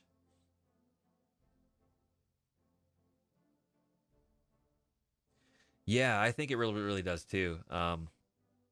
It's one of those things where you're like a medium laser, you know. Oh, you know, it's like, wow, that's really, really cool. Holy crap. The flip side though too is the power gap for those that actually that do have the technology is just huge. So I don't know if it would scale well from a gameplay standpoint, but from like a composition part right in the middle of it would be fantastic. Oh boy, okay. I'm just gonna check one more time on the Mech Warriors, just because I'm paranoid, man.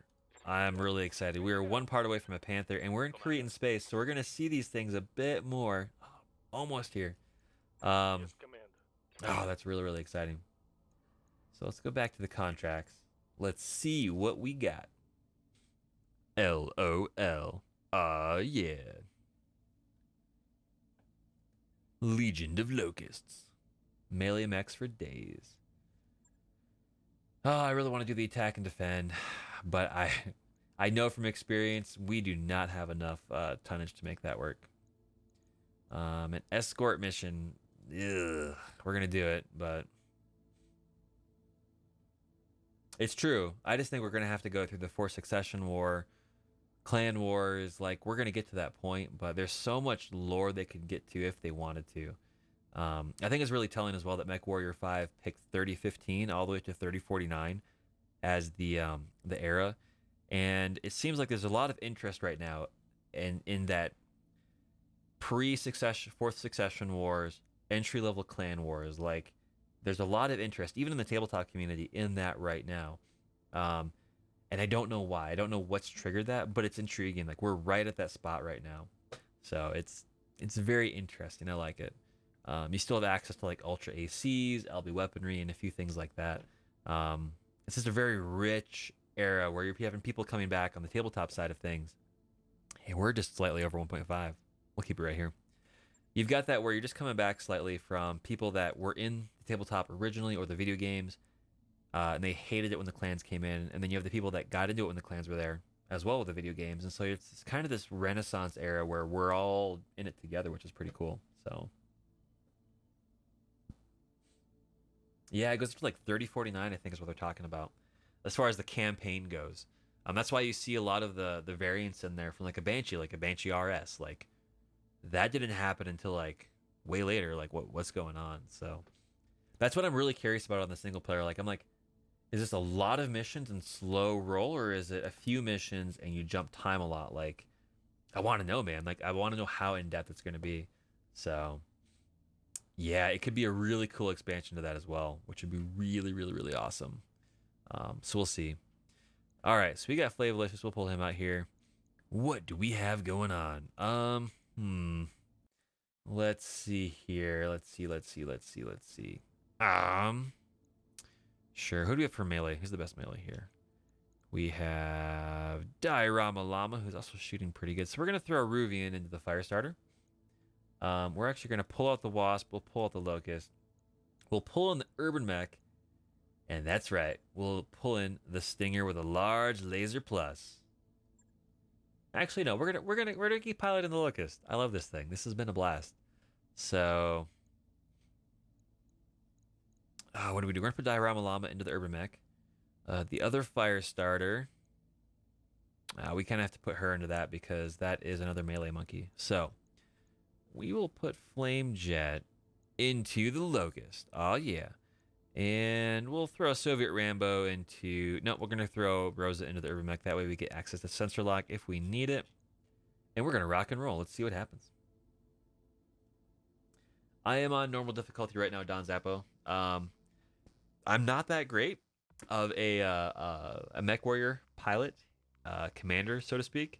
But also, since I'm focusing on melee builds more primarily, I figured I'd be able to get a little bit further in the campaign, or the career, without having to completely just resort to tearing down all my mechs. So normal's a lot of fun.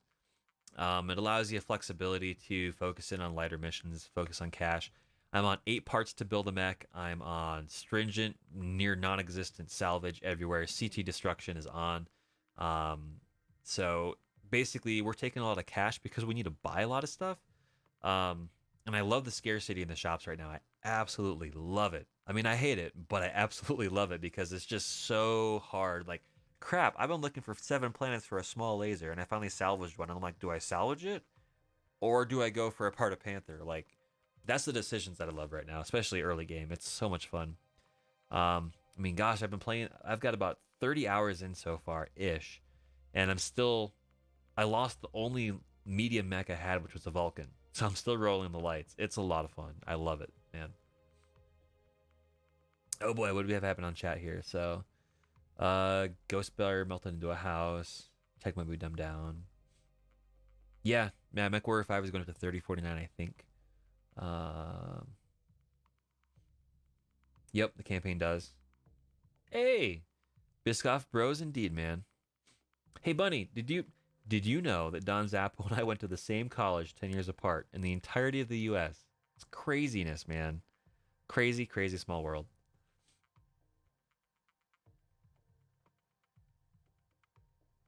Yeah, so I'm hoping that the expansion will actually be clan. That'd be really cool. Yeah, dude, it's super crazy. We just kind of discovered that we were talking about Lake Superior and all the cold, and he's like, "Hey, where did you go to college?" It was a small world, man. All right. This system was targeted as part of a Korean expansion plan. Unfortunately, the colonial plan fell through, and we now have to extract our people from the planet's surface before they are intercepted by hostile forces. As the colony was a secret, thanks to the conflicting and dubious claims on Bilma, we cannot be seen to mount a major rescue operation. We need a deniable at middleman. That's you, Toast. My guess is that there was a credible threat made on the colony. And that's why they're pulling out. Expect fighting, Commander, and my intel to be terrible. Alright, let's get this mission rolling. Command interface initiated. The colonists have assembled into a convoy of vehicles. We'll rendezvous with them in this location and then provide an escort. These aren't fighters, Commander. They'll die under any serious assault, so be careful. Well, it's a good thing we're only piloting medium mechs and lights. Or I expect to only run up against medium mechs and lights, so no assaults. We'll be fine. Well, this is a hellhole. Yeah, I'm very, very curious.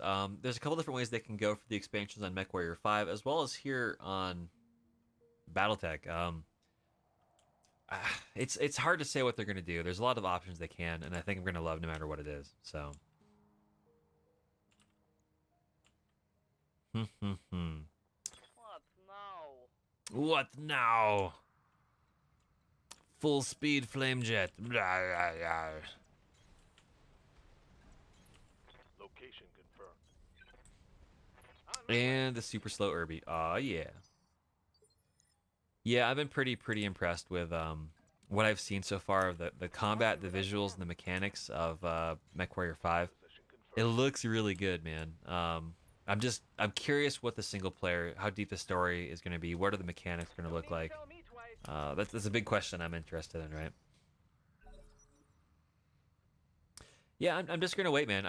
It's literally a matter of time commitment. I don't get that much time to do YouTube videos or stream, so I'm just gonna wait to see kind of what the reviews are, and then see how I'm gonna prioritize that against like the 15 other games that I have that I want to play. And if it looks good, I'll prioritize it up. So we're gonna book all the way up here, just full speed with the Locust. Oh yeah, Burnt Toast Brigade for the win. Oh no. Leave me alone, Wasp. Oof. Well, there goes all my evasion. Or a good chunk of it. Thankfully, it's a Wasp, though, so. Dude, I was watching Channel Doyle earlier today, and they might still be playing. Dudes, they're having such a blast. It just cracks me up. What do you need? Such good stuff, dude. We'll jump a little closer with Ruvian. Unleash with the medium lasers. Oh, yeah, baby. Let's rock and roll. I hear ya. So, the Urban Mech, we're going to jump to go a little bit further, get some more evasion. Just bloop. Hopping along, man. PPC or the AC-10 just barely sticking above the water. Time to die. Nice. Yeah, and for those of you that are out there watching, as well as on YouTube and stuff when this is posted up later, again, if you're curious as to why I'm shooting with terrible chances to hit on ballistic weaponry, it's mostly because I'm trying to get those ammo bins below half so they reduce, explosions when they get critted. Not if, but when. And once I get below half, I'll start husbanding my shots quite a bit more. Taking the shot. As a result, I usually take rather small amounts of ammo, and just so I can get to that point. This is how I play. I have run out of ammo for my ballistics on longer missions. It's all right. I like to get up and melee things. What is this? What? No. You can't do that. You can't come out of nowhere. What are you? An Oss Scout? Oh man, it's got that beagle probe thing going on. Right here. Well, we're gonna melee with the with Flamejet and the Wasp. Boop. Machine guns. We're not gonna have any invasion, unfortunately. Oh man, the melee Wasp is dangerous. Commander. Left torso, left arm, catastrophic. Ugh. Yep, that is very true. When the best thing I've ever seen is when I had an AC-20 with 4% chance to hit, and I hit and it cored out the mech. It was amazing. I mean, granted, it was it was a Jenner, but still. What can I do for you? All right, where do we got here? So the Wasp is running away. The Wasp is terrified. We're gonna go jump on that guy. Kind of make his day a little bit more sad. Aw, yeah. Boop. It misses, but in come the small lasers. Disco show. Aw, yeah. Bail out, man. Oh, man, he's still there. It's not worth it. You're an angry stick with legs. It's not worth it. On you, Commander. Because now you're going to get shot. And you're going to have a real sad day. Time to fly. Well, Hoppin' Urban Mech's going to go over and take a shot with 38%. Special delivery. Misses. That's all right. It's cool. We got this. I may need some more time in the simulator. Yep. We'll come up here with a diorama llama. And we'll unload onto this particular Wasp. Now it's on fire. Yep. CT destroyed, pilot incapacitated. That's what you get if you don't eject, man. It's, you get toasted. Crunchy, crispy, barbecued. It's just a rather unsavory situation, if you might say so. There's no salt, there's no pepper, there's no cayenne flavoring. Just, oh, man. Yes, Commander. That's what happens. That's what happens. So I'm going to reserve and see what this guy does. I want to see if he's going to do anything else. He probably already went and I just missed it. But we'll see. Holding for the right opportunity. Yeah. Ah, well, it's alright. We'll roll up here. We'll shoot away with our 2 medium lasers as we stomp through this big giant mud puddle of a swimming pool, aka a lake. Nice. Got past the armor. Yeah, that Oscout's gonna have a difficult time unless he's got a lot of Standing by. he's got a lot of reinforcements rolling through, which I haven't seen yet. So Target confirmed. we still have to, secure the convoy. So my guess is we'll nuke these guys. We'll get the convoy. One of the vehicles will get stuck, and then we'll still have to finish the mission with lost faith. What can I do for Face, I guess.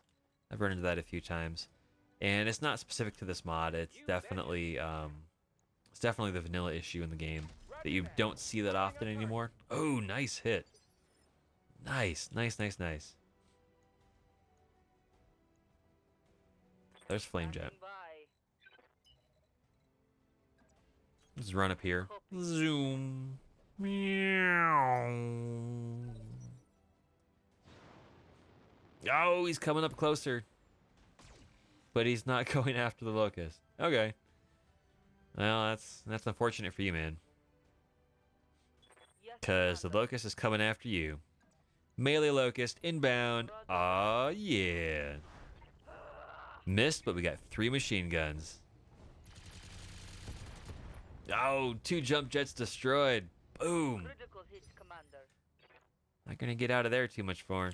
What do you need? Oh, man. Here comes the drama llama with all the machine guns and flamers. Yeah, that's not gonna end well for you, buddy. Left torso destroyed. On fire. Another jump jet destroyed. Pilot injured. Panicked. Ugh. Golly gee whiz. Waiting Okay. on you, Commander. So what are you guys up to here for the holidays coming up? For those of you that are here in the States or abroad that are celebrating, you guys doing anything super cool, exciting? For those of you that are up in Canada, I think Boxing Day is coming up soon. I could be wrong on that. You'll take it Um, and like it. What's happening? What's cool? What's going on? You guys got any big plans, or is it mostly just kind of hanging out and having a blast? Give me a holler. I'd be very curious to know.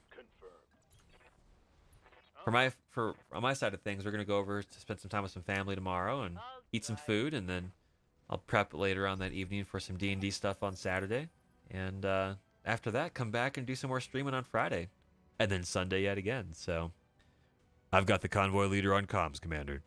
They're ready to move out. Keep up with them and keep them safe. Keep in mind that the convoy will try to stay near you for protection. Continue advancing to get them to the extract point. All right, man. Whatever. We'll just stay put and just go down until they do their thing. Cooling. Got 1 vehicle. 2, 3 vehicles, it looks like. See, I think already we've just broken this entire mission. This is the message we got last time, where it says we've lost sight of our battle mech escorts, and the last time we got this, one of the vehicles just refused to move. Don, if you're here in chat, I think this is a vanilla bug. I don't think it's anything that we have from the mod, but I've gotten this before, and this has been it refuses to move, period, and then the game just breaks. So Mech Warrior 5 Mercenaries product information. Type computer game. Development Piranha Games publication. Publisher Piranha Games. First published 2019. MSRP $49.99 USD. Content Era Succession Wars. Era Timeline 3015 to 3049. Series Mech Warrior video game is preceded by Mech Warrior 4 Mercenaries. Yeah, dude, I'm excited to see where it goes. And Don, if you do see this, yeah, this is probably going to be a borked mission, which is a bummer. Just because, we'll see, I could be wrong. It might just be because the one guy got too far, but I have a feeling, we've got a hovercraft in here. I've got a feeling that this vehicle right here that we're standing next to ain't moving. And it's probably because we're standing on the thing. So I'm going to move off. Copy that. I'm going to move up here, Move order. move up. And I think if that vehicle doesn't move, we're just going to withdraw right now. Simply because it doesn't matter what we do, it's just not going to happen. It does move. Wow, okay. I take back everything I said. I wonder what happened. I'm so confused. Managing heat. Well, as we're continuing to escort this convoy forward, all the way up to here, There might be some reinforcements coming in. There might not be. Give me a holler. What are you guys up to? I'm super curious. It sounds like Wartooth is going to be playing the game, so I'm mostly just going to be eating some food, hanging out for the holidays with some family, and going from there. Got it. Seeing what trouble I can get into, you know.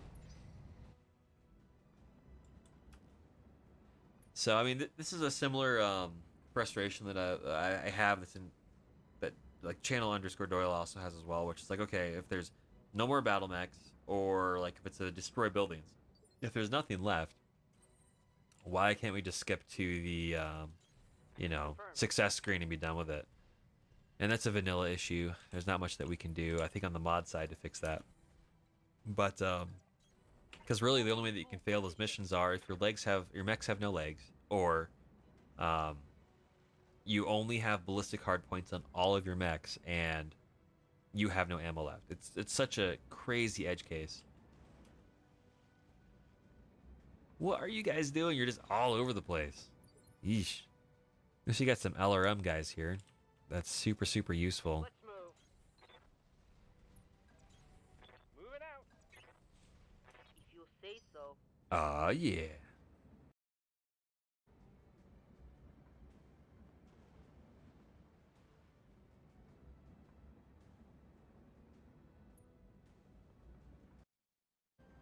And back up the hill it goes. I don't know, man. AI pathfinding at its best, just going all over the place. Move into position. I'm there. Not quite sure what he's doing. You know, it is what it is. Let's see if we can't get these guys sped up here a little bit. Dude, so it's hilarious for me when the vehicles go into the lake, they just are completely submerged. I would imagine that would normally be a problem, but it is what it is, you know.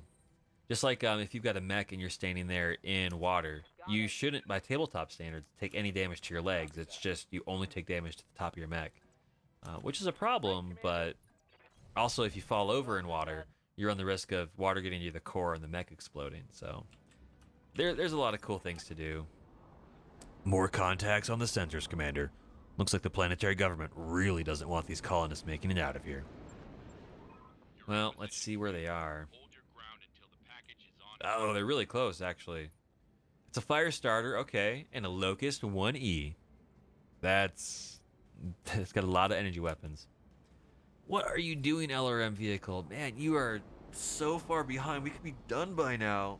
Ugh.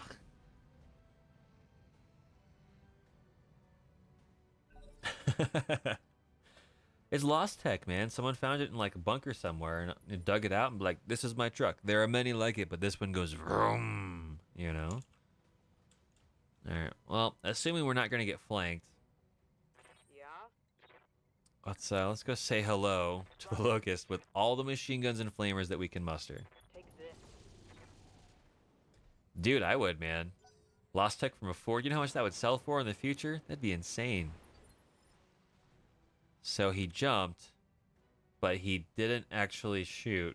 I'm so confused. I hear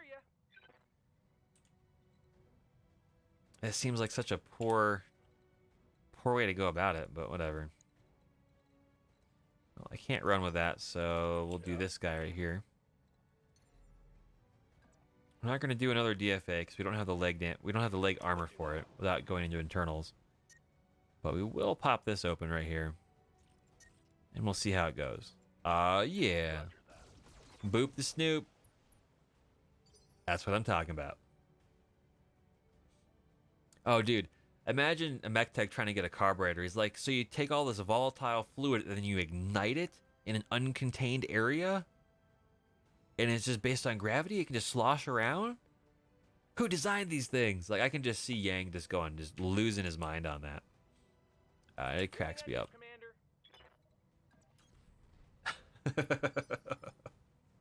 You got some of that blinker fluid, man? This random note scribbled down says someone went to look for it and they never got it. So we kind of need that. Like, what is that? Moving to This LRM vehicle needs to go. It needs to move faster.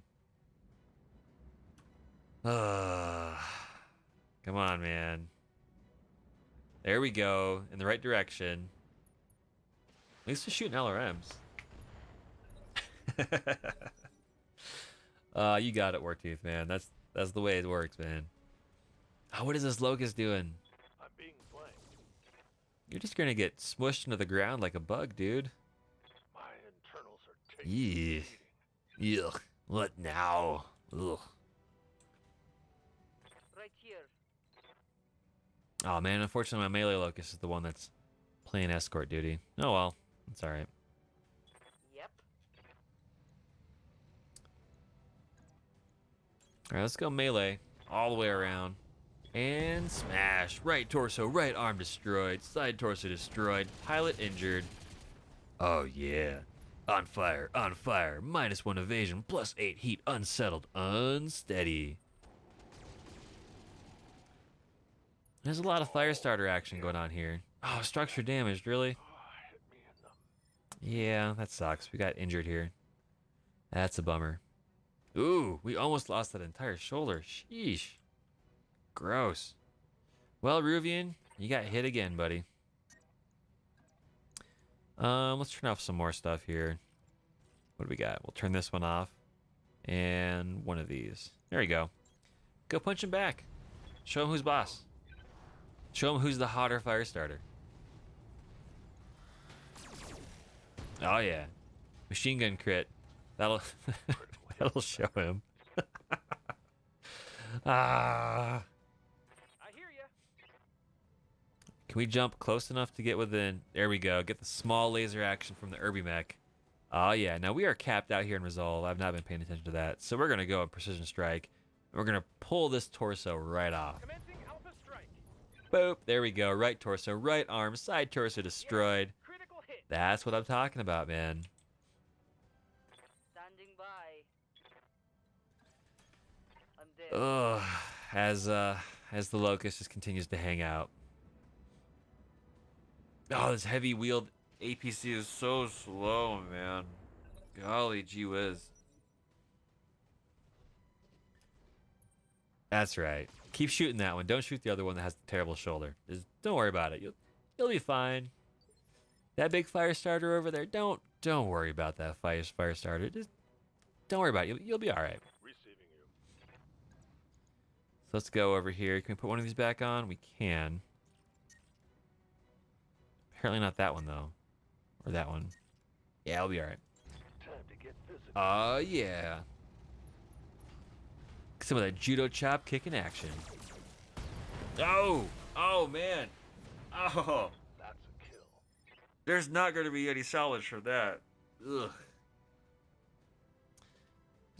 I just wanted to take his arm off, man. Not everything.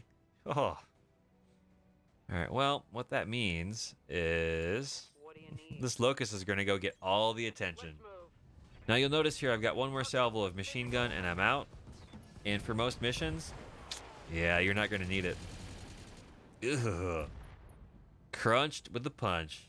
Oh yeah. So removed. DED dead. That's right.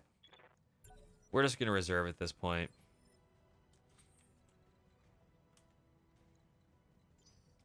Come on, guy. Move up there to your spot. Let's go. There we go. Objective complete. Sweet. Thankfully, the mission didn't bug. That's really fantastic. Affirmative. All targets eliminated. Sit tight and I can collect you from where you are at right now. Oh yeah, mission successful, everybody. That's what I'm talking about. Nice. Nice, nice, nice, nice.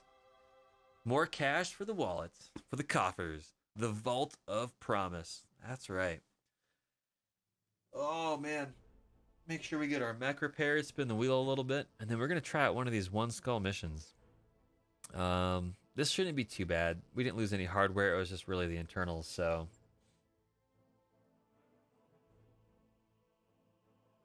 I mean, I don't know, man.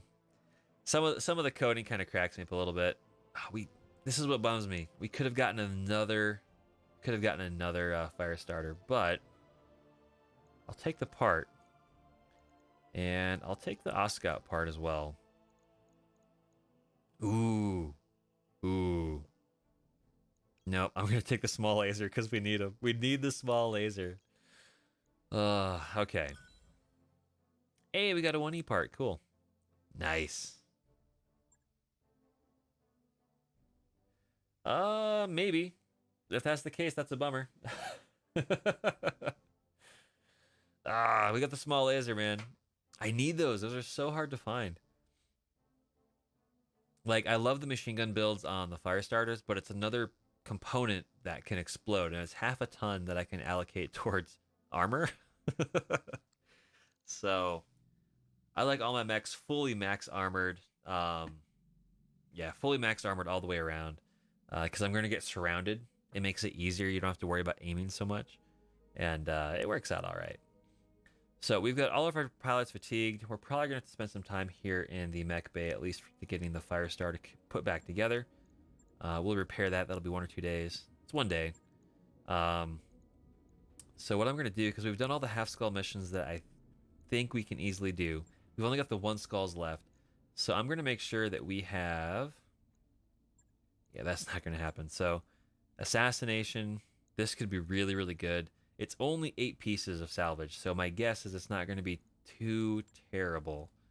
A lot of these we just can't do because they're going to be against pirates, which is always a bummer. But we'll definitely be doing, hopefully, this assassination here. But we're going to put some time back on the wheel for 2 days, it looks like. Maybe 3.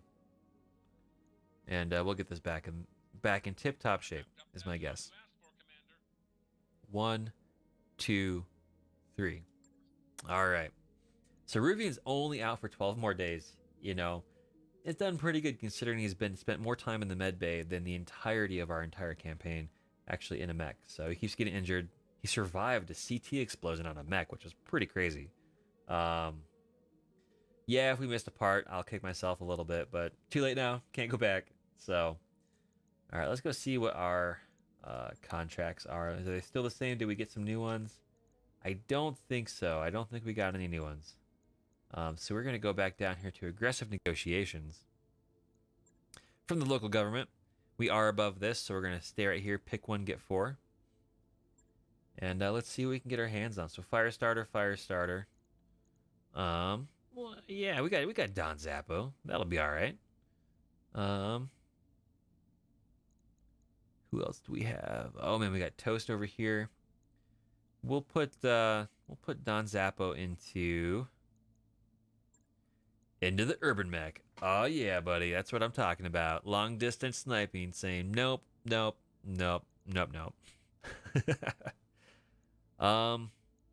we'll leave Flamejet over here in the Locust, just because it'll give him some more experience. And I love this thing, man.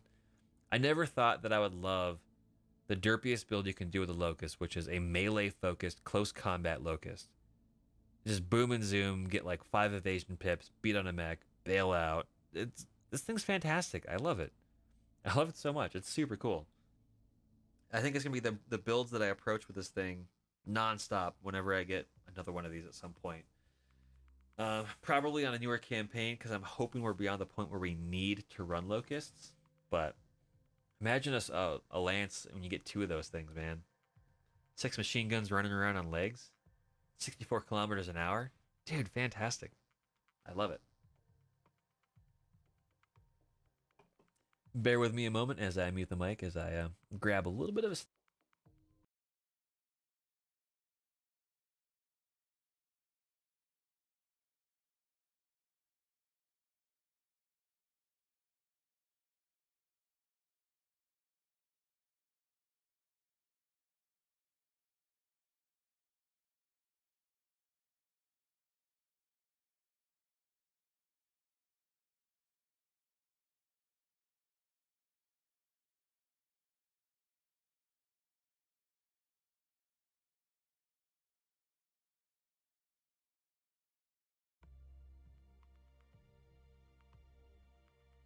Aw, yeah. Command interface initiated.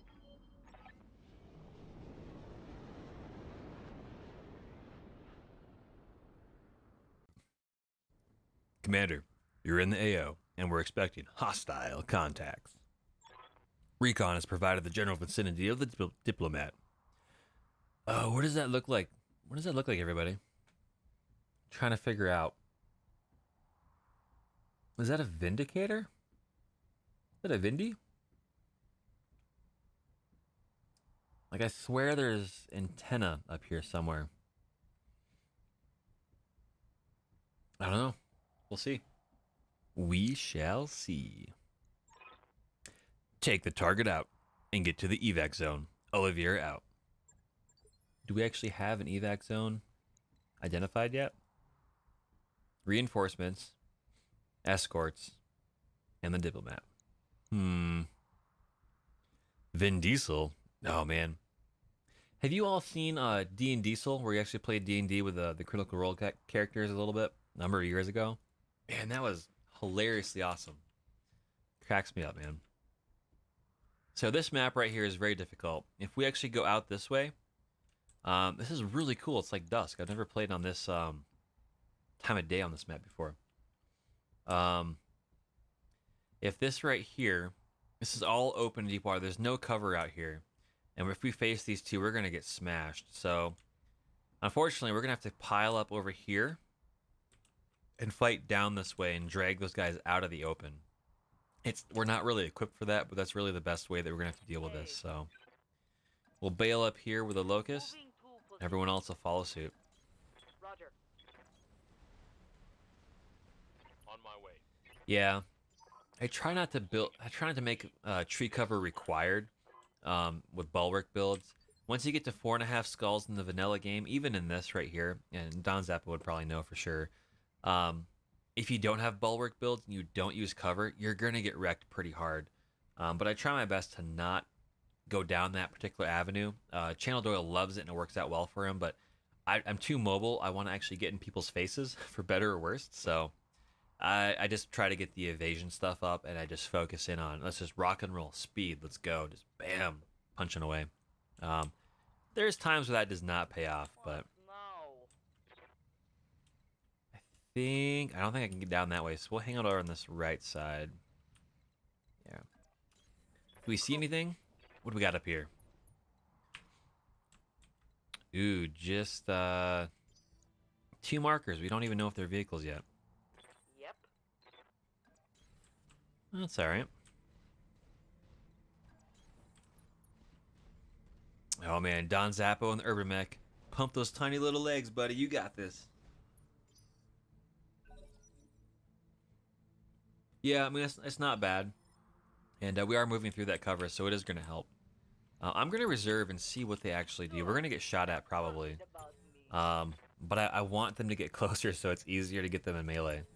So we have 2 mechs. Right move. Ugh. Ugh. Gross. Alright. Here. We're going to go full speed up here. Bleep bloop. I'll try. Oh, it's only a stinger. Okay. I'm not too worried about that. Yeah, sometimes you can get the AI to come closer. Sometimes you can't. Yeah. We're just going to jump right out here into the open. See who comes our way. 2 medium lasers inbound. Oh, yeah. They missed, but it is what it is. See, what are they going to do? It's a Locust 1v. Now, later on, these things, you don't even worry about them. But right now, I've had these things kill pilots. They get behind you. They get a few turns blowing away with those machine guns. They will kill your mechs, especially if you're rolling 20-ton mechs, not so much the 35-tonners. It is painful, dude. That sucks. So in the meantime, we're going to show up here and jump in and say hello and shoot with everything. Almost everything. Boop. Light show. Oh! Ammunition explosion. Yep. Yep. That's why I don't have that much ammo in my mechs. Ah, that Locust is just toast, gone, barbecued, burnt to a crisp. The Burnt Toast Brigade is earning its name. Aw, yeah. What's up, boss? All right, Don. Let's Yep, you're just gonna keep running. Urban mech uphill through a forest. That's totally what it was designed for. Mm-hmm. Yeah, I think that one's mostly just charcoal now. Almost pure carbon at this point. Ooh. That would be the assassination target actually opening up. What did we think that might have been? A Vindicator? Do Vindicators have LRMs? I don't know. Well, we're gonna have Flame Jet. Oh, we can't quite get in here and melee stuff yet. That's alright. We'll have Toast come up. Not yet. How about Diorama Llama? Oh no. So, Waiting for orders. can we get Don Zappo to get up here? We can. So he's gonna shoot, and then we're gonna reserve on everything else until they get a little closer. On it. And if they run away, that's fine. It's not a big deal. No lie. We'll just chase them down. So, ooh, what is that? Nothing long range, it looks like. So we're just gonna keep reserving. We'll see what they do. They're gonna get closer, or they're gonna bail. So that's a Wasp coming closer to the fire starter, which is not good for the Wasp. He's gonna about ready to be crispy crunchy. Oh man, what are you doing? You're coming closer to your doom. Doom. Well, here goes a fire starter sandwich, is my guess. Yep. Here comes one. And smash. Right leg destroyed. On fire, machine guns, down it goes. And then the other fire starter is gonna come in and just ground pound until there's nothing left. Oof. Mistakes were made, buddy. Oh man. Okay. LRM5. I don't know what it's on. It could be a Locust or something else. And then Toast is gonna come in and go say hello. Oh, we're overheating a little bit. Crap. Engaging physical attack. Oops. Oops, oops, oops. Let's hit 'em hard. Enemy mech destroyed. Yeah, that sucks. Oh well. Warning. I know. I should have paid attention. I was so excited to just step on a bug.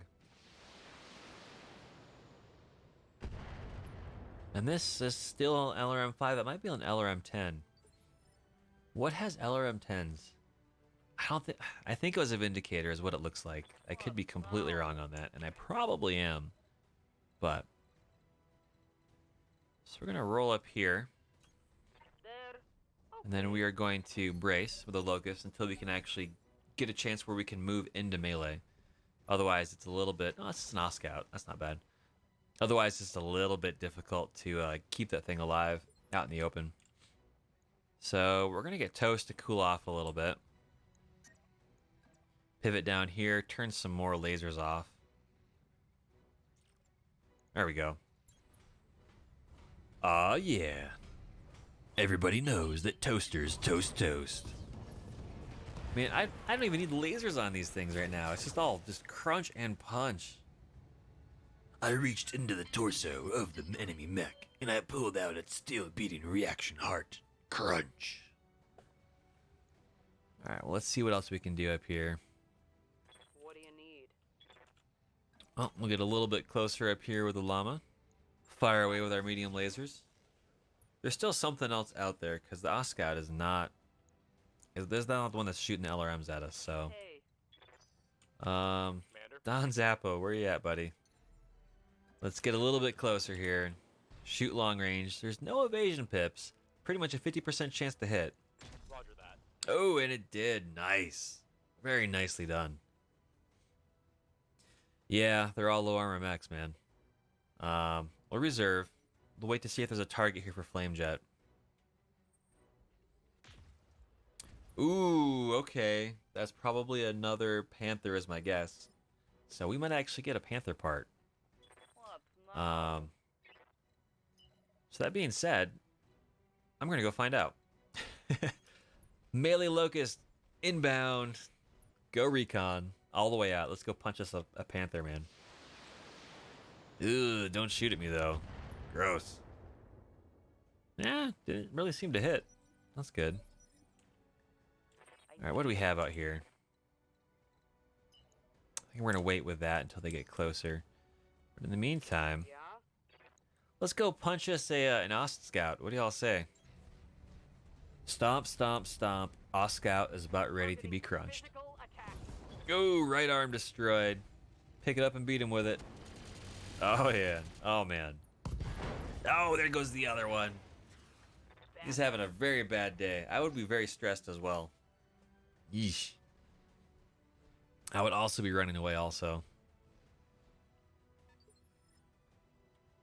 So, Wartooth, what's your favorite mech in the vanilla game or here in the 3025 expansion, man? What's one of your favorites? What's one of your least favorites? Mine is personally the Banshee, tied to a close second to the K2 Catapult. One of the ones I like the least is probably would have to be the Quick Draw because I can't melee with it very well. There's not a lot I can do with it for the playstyle that I want. So, be curious to know what you have to say.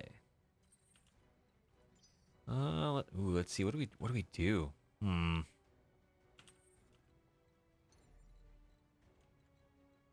Well, we can jump up here. And we'll brace. It's a Shadowhawk 2K. The PPC LRM 10 variant. Or LRM 5. Ugh. Nasty, man. Hey, Nebrios. How's it going, man?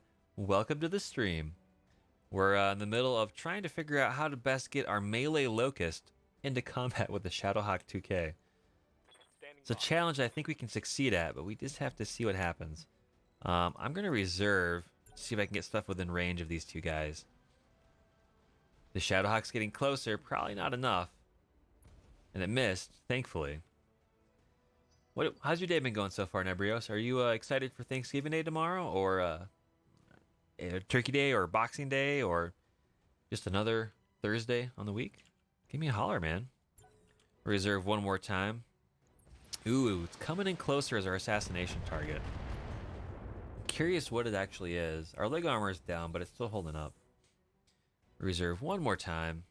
Gonna come here. This also will help us ensure that we get a little bit closer with the Locust next time around, which will be nice. So we'll go all the way up here. Okay. Meow. We'll hang out there for that. And then we'll try to get Don Zappo a little bit closer. There's really not a lot that can be done with this. Ooh, I take that back. We can jump down here and actually get a shot in. Nice. Very nice. Copy that. No joy. Just a casual Wednesday stream. I got the day off, so I figured, you know what? I'm going to play some BattleTech. I'll throw it up on Twitch. We'll see if Flav doesn't stop in and give us a little bit of friendly harassment. And you guys all showed up, and it's fantastic. It's awesome, man. Super, super cool. All you ladies and gents out there hanging out and having some fun. And earlier we got the stream squared away a little bit better as far as posting links and or filters. So, Hey. oh man, I can't go all the way around. I forgot. Ugh, oh man, that's a bummer. Melee Locust is not going to work out this turn. That's not that exciting. Womp womp. Yep. So we'll just come up here and pick on this guy. Move. Yeah, assault. It works. Works a lot. I'm gonna try to finish this Oscar with 2 mediums. Got one. He's panicked, but he's not. He hasn't ejected yet. So Toast is gonna come up here and do the same thing, and hopefully lose some heat, or not. Engaging target. Just bail out, man. Bail out. Yeah, he's still there. It's not gonna take no for an answer. It looks like. Move over here. We'll keep shooting. And yeah, 63% is pretty good. Engaging target. Oh, structure exposed. Heatsink destroyed. Inflicted some heavy Womp womp. What? I'm gonna reserve. I thought I saw this over here that I could get down, but I forgot that this is completely just pitch black. So stray shots. Ugh. The 2K I'm honestly more terrified of than the normal Shadowhawk because when you're running 20-ton mechs, PPCs are brutal, dude. Here. I can get in the rear arc of this thing. Ooh. Ooh. That's not going to be too bad. We'll reserve one more time, though. We'll see what happens as the target gets closer and closer. What are you? Let me click on you. It's a trench bucket! Oh no! It's a fully armored trench bucket. Oh man. We have to get in close so the LRM-15s can't hit. That's not ideal. That's not ideal at all. Ugh. What now? Yeah, what the now? Oh man, a Vindicator would be way better than a trench bucket. Trebuchet. Ugh. Targeting for an alpha strike. Let's keep poking away on the back of this Shadowhawk. Ugh, man. Man, oh man, oh man, oh man. I did not want to see a trench bucket today. That was, ugh. Gross. I'm here. So we're just going to keep working on the Shadowhawk here with the melee locust that we got out of melee range, unfortunately. So, Yeah. so we're going to keep trying to get closer up here. Heading out. And hopefully put this Oscott down so it doesn't keep working on us on an active probe. That would just be terrible, man. Just bail out. Come on. You don't... Ugh. This Oscott does not want to leave at all. Not one bit. Engaging target. There he goes. Finally. Finally. At least we've got our two melee fire stars that can get up there and work on him a little bit. But, yeah, dude. I'm going to try to get this Shadowhawk a bit more damaged. And I should be taking a look at here our resolve here. We're capped out, so I should start using Precision Strike. Ooh, missed. Nice. And we'll go from there. He didn't move. Ugh. Damn it.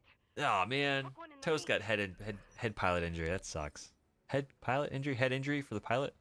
One of those. Hey.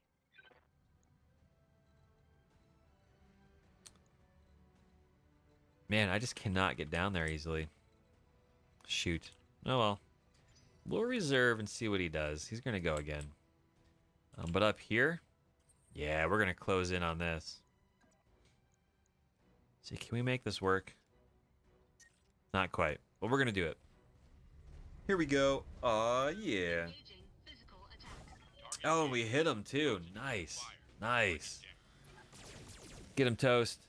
The arms opened up. One shirt sleeve is off. Can we make it two? That is the question. We'll go for the other side and see what happens. Understood. Will we have a sleeveless trebuchet, man?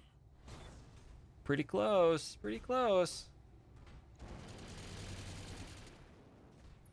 There we go. We have ourselves a sleeveless trebuchet. Very stylish.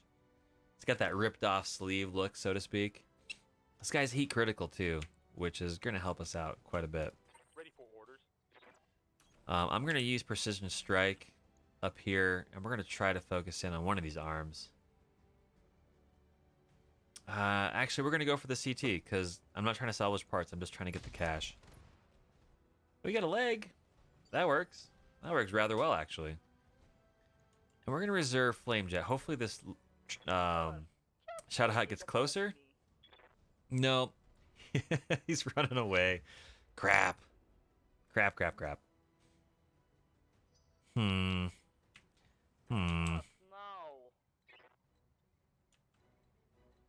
Apparently I can't get close enough, so we're gonna follow him. We're gonna chase him. We're gonna chase him with the locust. How about that? Ooh, what do you got there, Nebrios? Oh wait, what's the trebuchet doing? Point blank range. Eee, he melted himself and he opened up my leg. Armor Gross. breached. Internal damage. Let's see. On my continued campaign, I have a favorite long-range Atlas built, but it has got some rare parts that I've found while playing for a while. Oh, nice. Are you talking like it's got set up as Gauss, or is it LRM-20, ERPPC? How do you have it set up? Unfortunately, most of the Atlases that I have are full of AC-20s and SRM-6s, so they pretty much run just taking fire until they get up to close range and then just murder things. If I can get close enough and don't get ammo exploded, so. Alright, we're gonna go up here for another melee. We have a Sleeveless Atlas. We got a miss on the punch, though. Ooh, we almost have a pantsless, or an Atlas, a pantsless Trebuchet. Can we actually make that happen? Let's see here. Inbound, here we go. Yeah. Oh, he just took the whole arm off. Probably go through the torso. Not quite, but we do have a shutdown pantsless Trebuchet. Yeah. That is not the way you want to streak. That is for sure. Orders? We'll continue to move up here with the Urban Mech. We'll take another precision strike up here. Going for the CT. Boop. Got the other torso figured out. And it's knocked down. This thing is just on fire, cooking. Holy wah. Gross, gross, gross. Hey, And with that, Melee Locust inbound. 3, 2, 1, engage. okay, let's Oh yeah, go get him, buddy. Go get him, Flamejet. 15 damage plus the machine guns. Evasion is lost. Yeah, man. This little Melee Locust has gotten 2 or 3 pilot kills already. It's fantastic. Like enemy mech kills. It's a lot of fun, dude.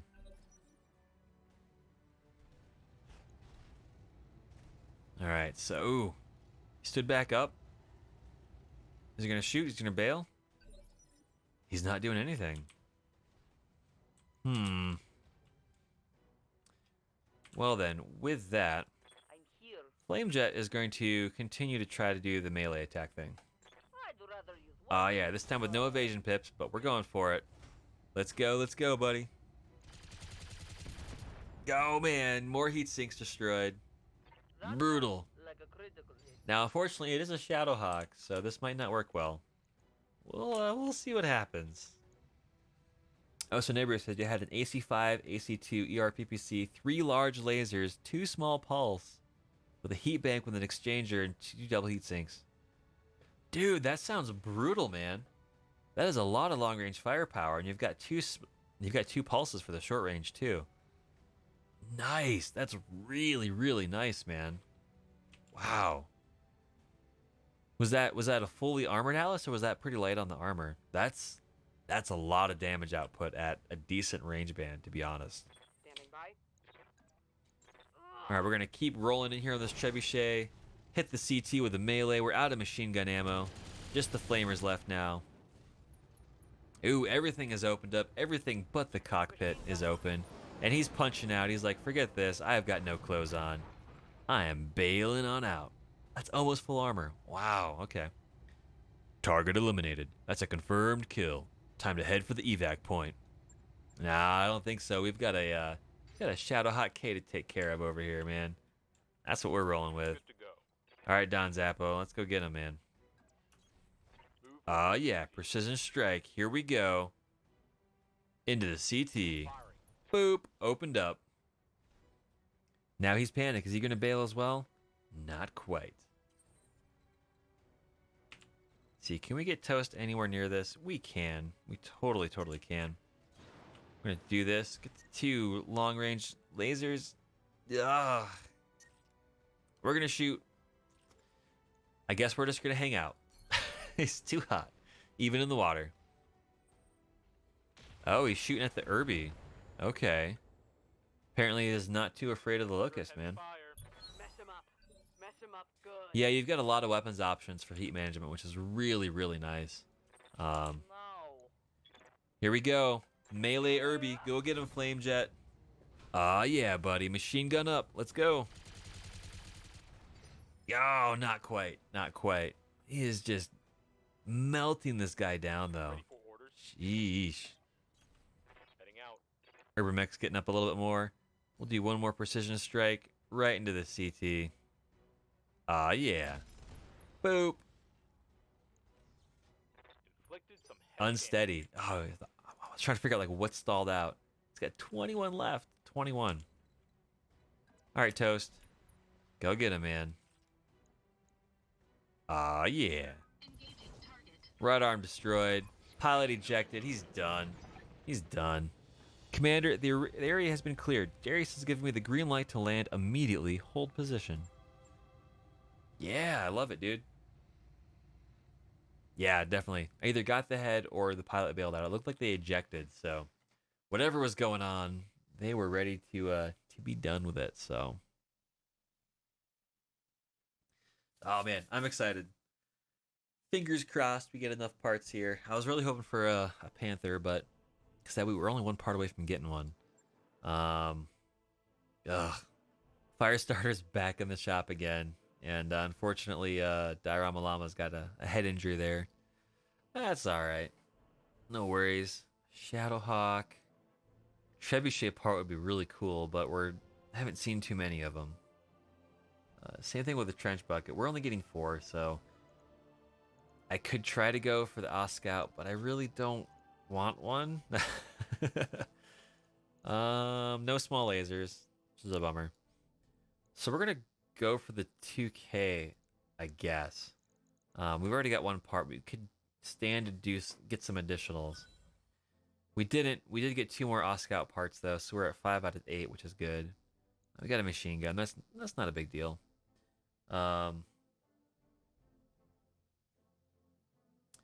You don't have the Armad that costs no tons to be able to punch through mechs. Yeah, dude. Atlases, if you can get them in melee, are brutal, dude.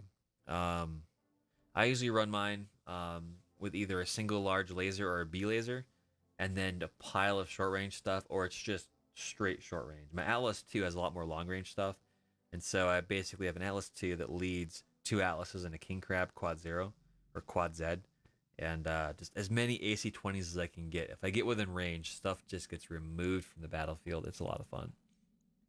So let's go to the mech bay here. Let's get some repairs rolling up here. Should be fine. One day, not a big deal. So we'll spend that for a day. There we go. So take a look at the contracts again. I doubt they've reset. Yeah, they haven't. What do we have for the One Skulls? That's against the Pirates. We do have a recruitment drive against the Pirates. And we have a cease and desist, which is against the Combine. That's okay. It's a destroy base. 12 points of salvage. We have reliable information that a remote Cretan laboratory is attempting to reverse engineer sensitive local government technology in violation of the usage license. They have failed to respond to our communications that they cease and desist this unlawful operations. Therefore, we authorize you to execute the license termination clause upon that facility. Emphasis on the termination clause. The contract does not specifically specify any retrieval, Commander. We are to bring the base down and destroy the tech with it. Ugh, okay. Well, we're going to do half and half here. Get a lot of cash. Pick one, grab 6. That's not bad. So who else do we have that's a good pilot? We got Tug. Oh man, everyone else is really tired though. So let's see. We're gonna put Tug in his Firestarter M. He's pretty stoked about that.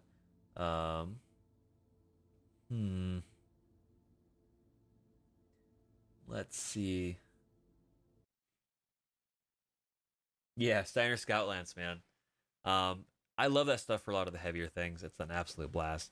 Otherwise, when I'm mostly fighting against heavies, sometimes, but definitely mediums and smalls, I'll roll with Banshees. I love those things, man. They are such great tanks. If you pull out all the weaponry, but maybe one long range, a lot of small lasers, and maybe an Armad, it's fantastic. So let's see here. We'll throw Tug into the Firestarter here. Who else do we have for a good pilot? We really don't have one. That's all right. We'll put Soviet Rambo down here into the Locust. We'll throw Rosa over here into the Urbimech, and we'll put Flav into the other Firestarter. And yeah, for those watching here as well as those over on YouTube as well as watching this video on demand, if you come over on Twitch and you hit that follow button, you get added into the pool of pilots. We go through that chronologically, and if we ever do have to restart, we'll pick up right where we left off. Eventually here, once I get 50 followers, we'll hopefully be able to get a subscribe button added in up there, up on Twitch. And once we do that, subscribers will be able to cut to the beginning of the line. But in the short time, hit that follow button if you want to be added into the pool. And over on YouTube, please hit that like button. If you really, really want to watch more of this stuff, hit that notifications button. Thank you so much for all the viewers in the comments. It's been absolutely fantastic. And now we're going to dive into another mission to deploy in the Badlands. One skull difficulty. Let's see what happens. I'm guessing that we're going to have a lot of difficulty is my fear. It really depends on what is going to be going on here at this base.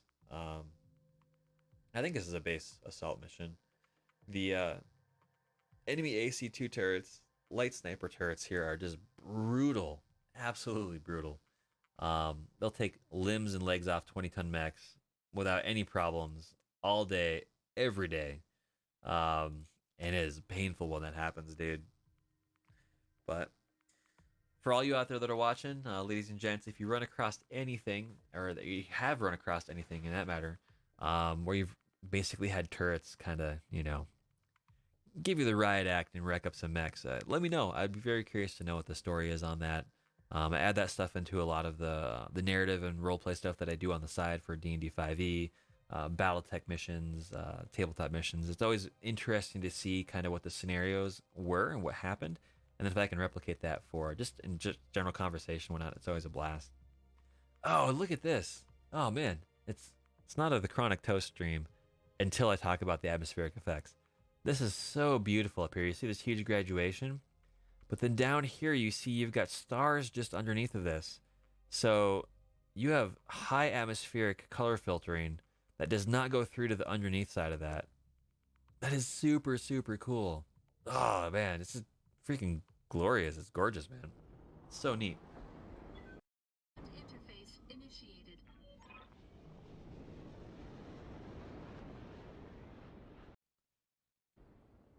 Commander, we're here to shut down a research base. Approach the base and destroy the designated buildings. Be wary of the base defenders and watch for any additional patrols in the area. Good hunting, Commander. This looks like a nice place to settle down. Raise some kids. Let's see. So we are kind of in a corner, so we might not get reinforcements, or if we do, they're not going to be behind us anyway. So there's the garrison, and there's the facility, which looks like it has 1, 2, 3, and then a 4th turret down below for 4 turrets. Alright, that'll be alright. Let's do this. We'll get our melee locust screaming up here. What do we see? What do we see? Now the downside is if we get close enough, and those are LRM turrets, we're going to be in a lot of trouble. Another fire starter, a spider, which is pretty cool. So this is definitely either going to be a 1 skull mission or it's going to be higher. This is not going to fall down into a half skull mission difficulty by the looks of it. And that's alright.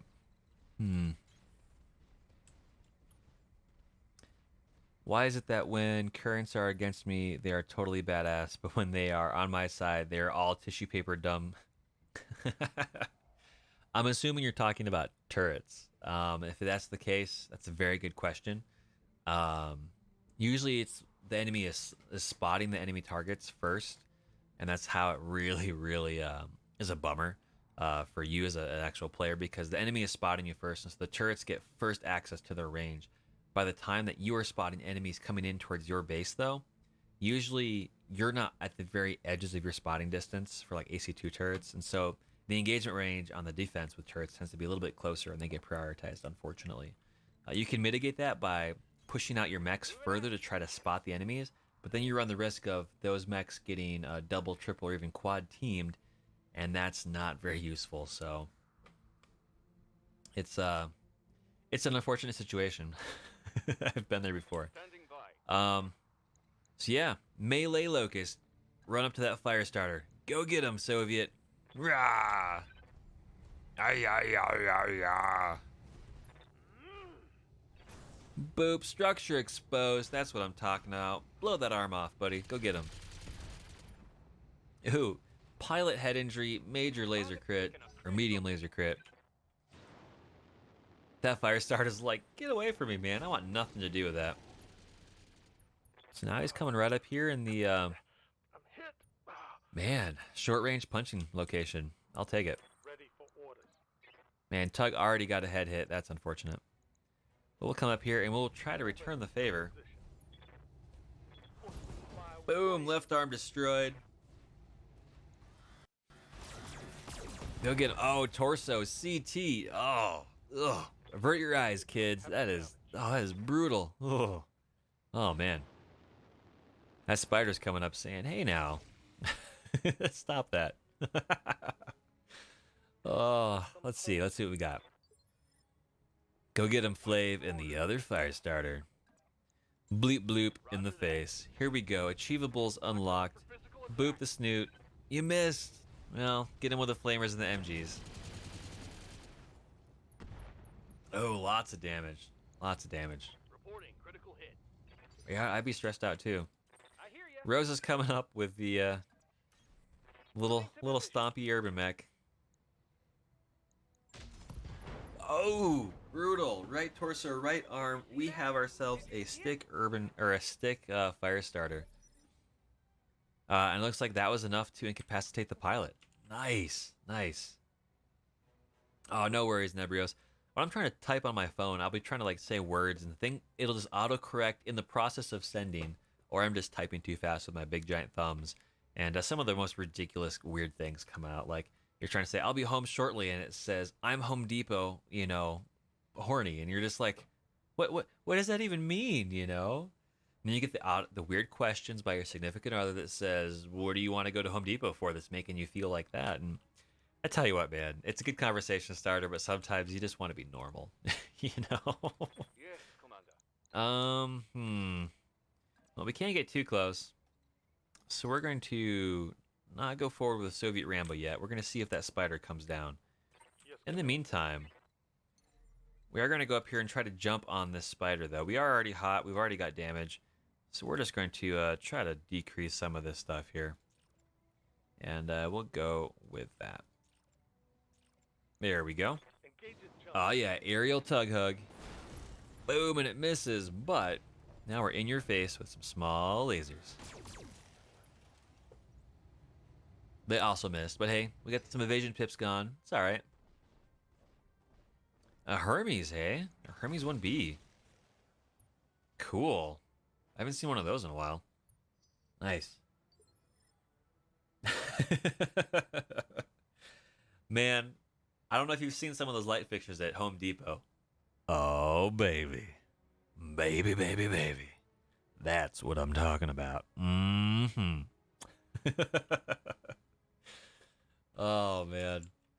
That's one of the stuff that you have to take it in stride. It is what it is. That's the way technology rolls sometimes. You just don't worry about it, All right, let's get up here. Let's try to get this spider put down. They can't eject. So we're going to have to, put this one down the hard way all the way. So it is what it is. Them chandeliers, though.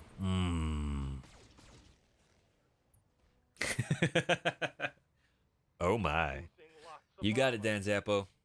We're just talking about random text messages that trying to type real quick, and it's like, "I'll be home shortly," and it just goes, "I'm Home Depot horny," like it autocorrects, and man, I tell you what, some of those things, it's a good thing that they're funny, and they're the people that you're texting them to understand. Coordinates received. You just gotta have fun with it. Got it. Oh, we actually we hit. Nice. 38% chance with the AC-10, and we did it. Now we're going to reserve to see if this Hermes comes closer. I doubt it, but if it does, we're going to take advantage of that with our melee locust. I've been sensor locked. Ooh, someone else sensor locked. That's not great. So we're going to get up here. We can't get within range, so we're going to sprint all the way down here. That way we can get a run up on whatever happens and run into melee and get full evasion pips, so it'll be nice. If if whatever works, getting turned on by Home Depot, I guarantee you somebody somewhere has that situation occur. Oh no, Tug Bobo's falling over. I've fallen over and I can't get up. Ready for order. We'll have to get in there and melee the spider then to kind of rectify that situation. Acknowledged. Here we go. Boom, right arm, right torso. Can we get the CT? It's only got 13. Oh, there we go. Nice. Nice, nice, nice. Target. That is what I'm hoping for. Now, see, all that stuff is only for industrial use, Nebrios. You can't really use that for personal use. I'm sure that doesn't work out very well. That's my guess. So, Tug is not in a good spot right now. Thankfully, it does not seem like we have any LRM turrets. Goods to go. Melee Locust inbound. Here we go. Aw, yeah. Go get him, buddy. Go get him, Rambo. For physical attack. Oh, structure exposed. Get those machine guns in there. I love it. This is so much fun. Can we hop closer? Not quite. We can't quite get the small laser in range for the Urban Mech. But we will show up right in the face here. Now, we are pretty high on the morale, so I'm going to use a precision strike. Going straight for CT. We got the torso. That's great. Want some more? Oh, man. Brutal. Brutal, brutal. Kung Fu Locust. Oh, yeah. Dude, this little Locust has gotten like 2 or 3 mech kills. Because when you run it from a full distance with a move, you get massive evasion. And if it does hit, it's only 15 damage melee. It's nothing crazy, right? But it removes evasion pips. It's got 3 machine guns. You can get it in the back. I've had this thing just wreck small other light mechs. This is how I'm going to build my Locusts from now on, forever. At least for 1Vs anyway. I think it's probably the most useful way to get them to do stuff. Oh, dude, Tug is just... Ugh. Just got wrecked, man. We're going to jump you down here. You can go over here and probably not be able to shoot, honestly. That's alright, we'll give you vigilance. That way you're a little bit closer. Should have probably jumped you into cover, but... Ah, well, can't take that back now, so... Oh, there come the turrets. Ugh. That looks like a sniper turret to me. And another one. Oh, man, stop it. Leave Playabilicious alone. Damage minimal. Ugh. To quote Soviet Rambo, ugh, what now? Receiving you. Alright, well, we're going to give Tug vigilance again. We're going to have him go up here in melee. He's got a lot of armor in the back, so we're going to use that to our advantage. And hopefully, we can get some of the best stuff here going. And we'll get 4 small lasers. Here we go, buddy. Aw, yeah. Mm-hmm. Go get him. Put him down. There goes a leg. Nice. Nice.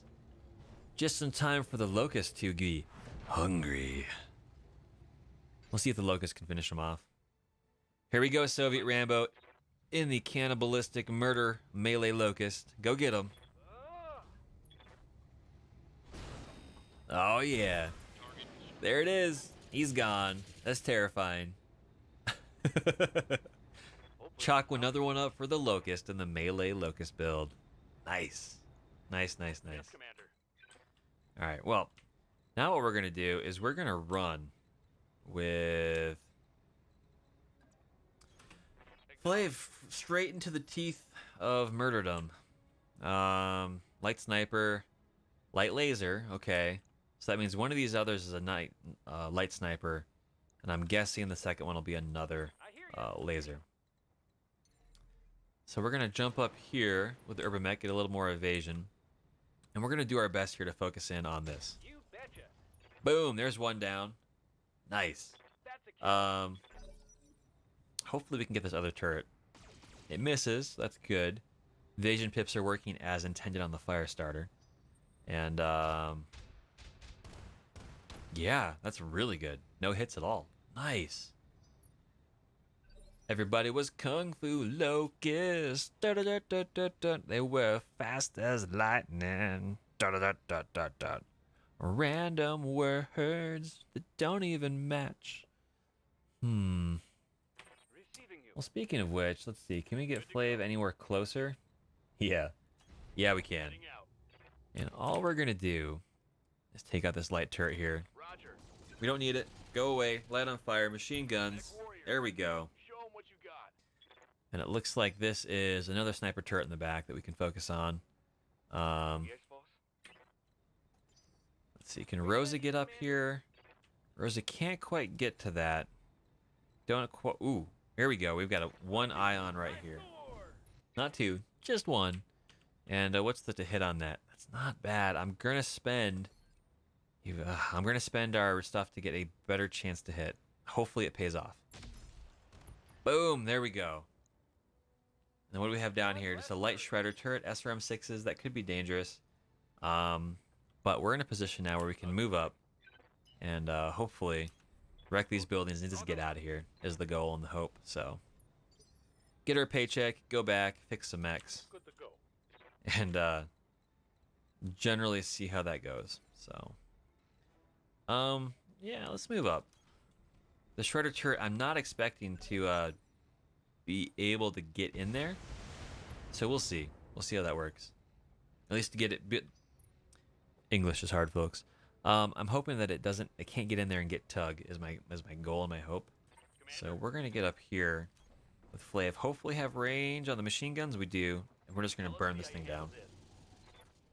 There we go. Now we can just focus in on all those buildings. Yeah, man, you got it right, Don. We got to get paid. It's important, dude. When salvage is really, really hard to come by, it's oh,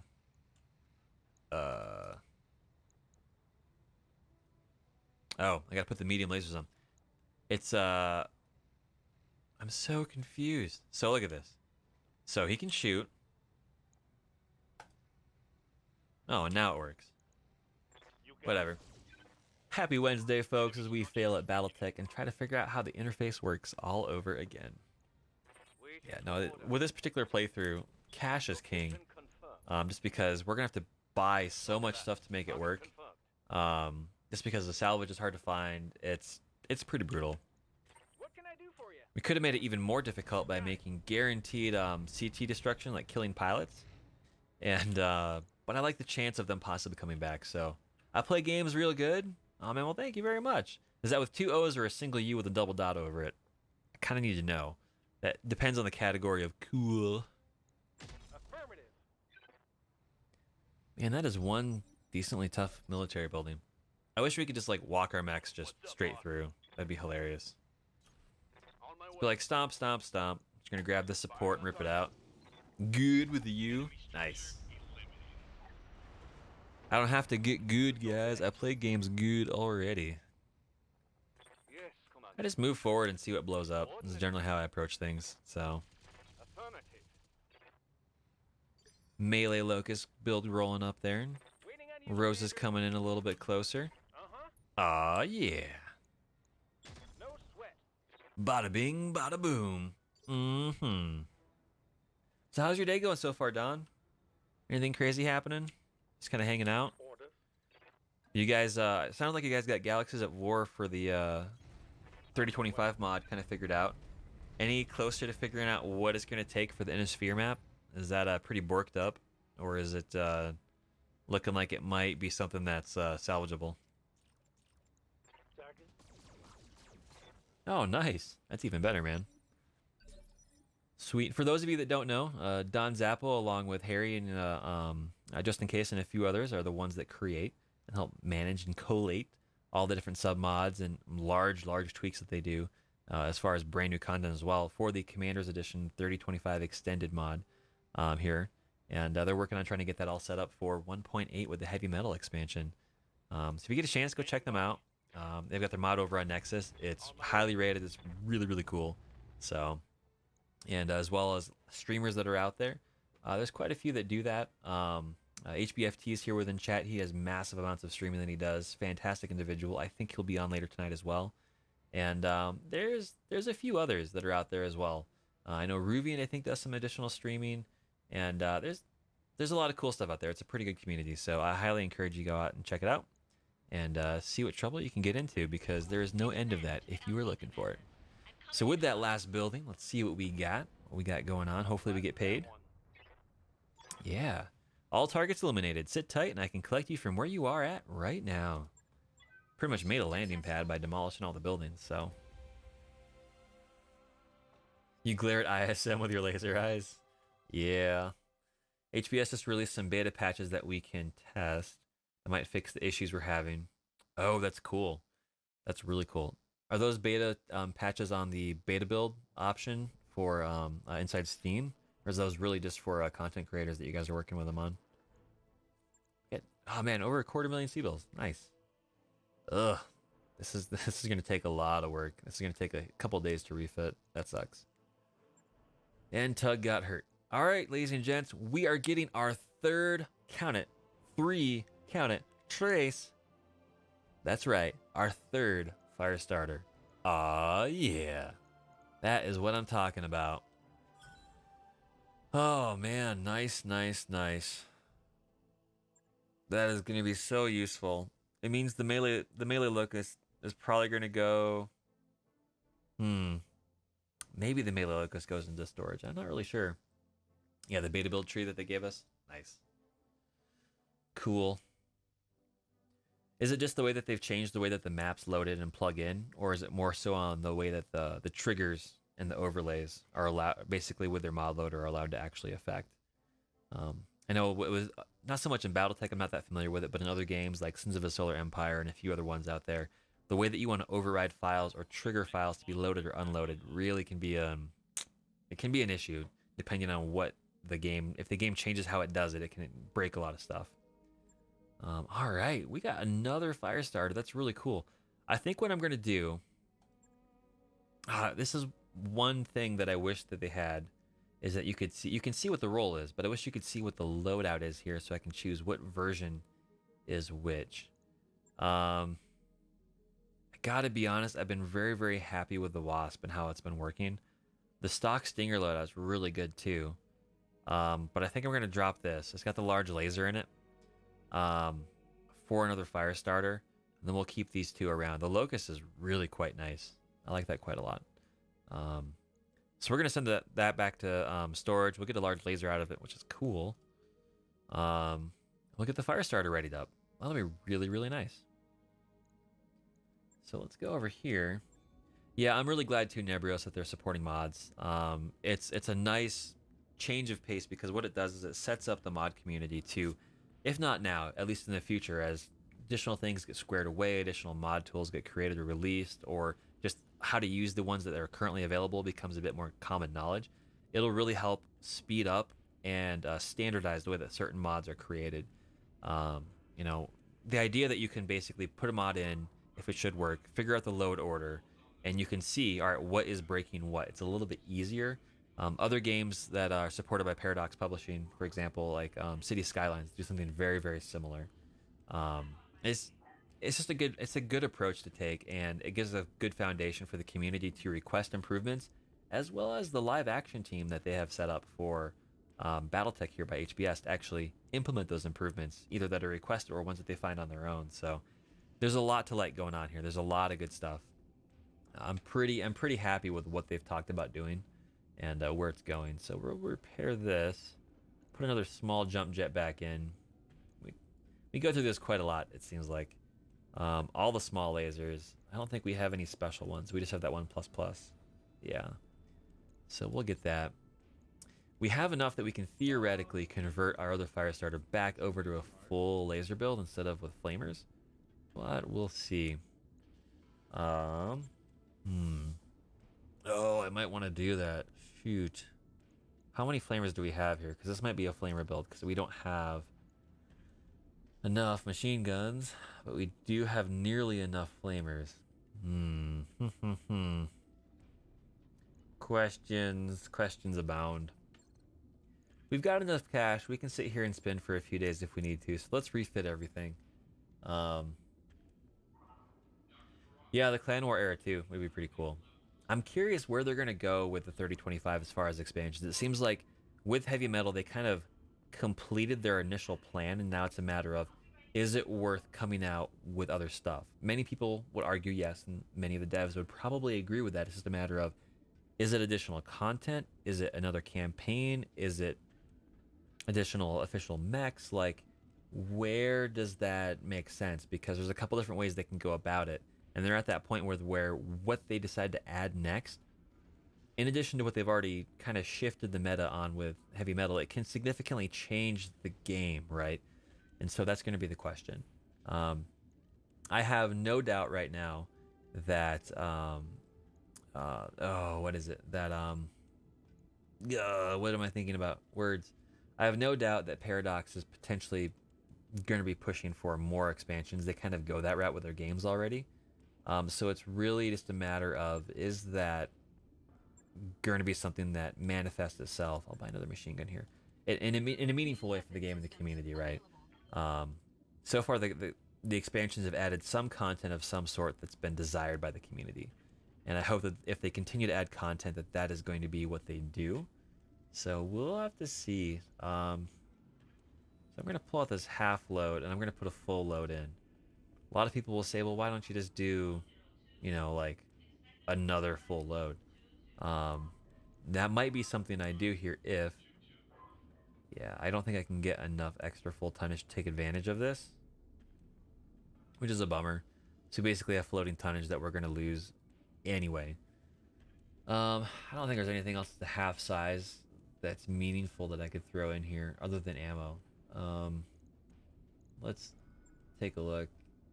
They're all 1 ton. Jump jets. I don't think I can put jump jets on this variant anyway. And as far as weapons go,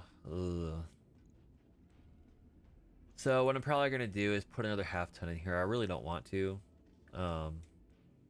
But I do want to keep the machine guns on this one. This will be kind of our headhunter variant a little bit. So we'll go back, we'll throw that half ton in, and we'll go from there. And we'll split this up. And yes, I know I could throw these down into the legs, but it just doesn't seem right to do that. This seems like it's near the weapon system, so it should be fine. I think, question mark. So I'll take 5 days, we'll get that loaded up, but that does free us up some flamers, so we can go in and get this other particular fire starter all kitted out. For those of you that are out there, do you guys have any recommendations for paint schemes? We're just doing red right now. I think what we should be doing is some other cool stuff.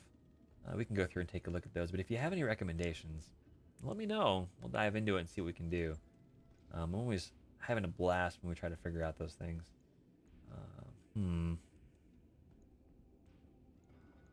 many flamers can we stick into this? Probably a lot.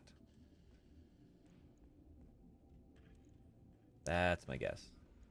These are so heavy though. Ugh. Yeah, Timberwolves and Summoners would be pretty cool. Those models are among some of my more favorite ones. So I totally get you, dude. I totally get where you're coming from. Hey, look at that. We can max out the armor and probably still have enough to technically squeeze in 2 medium lasers. We'll just back off a little bit. Yeah, that is a lot to back off, though. Ugh. Maybe not. I could lose a medium laser. I don't think I have any arm mods, though.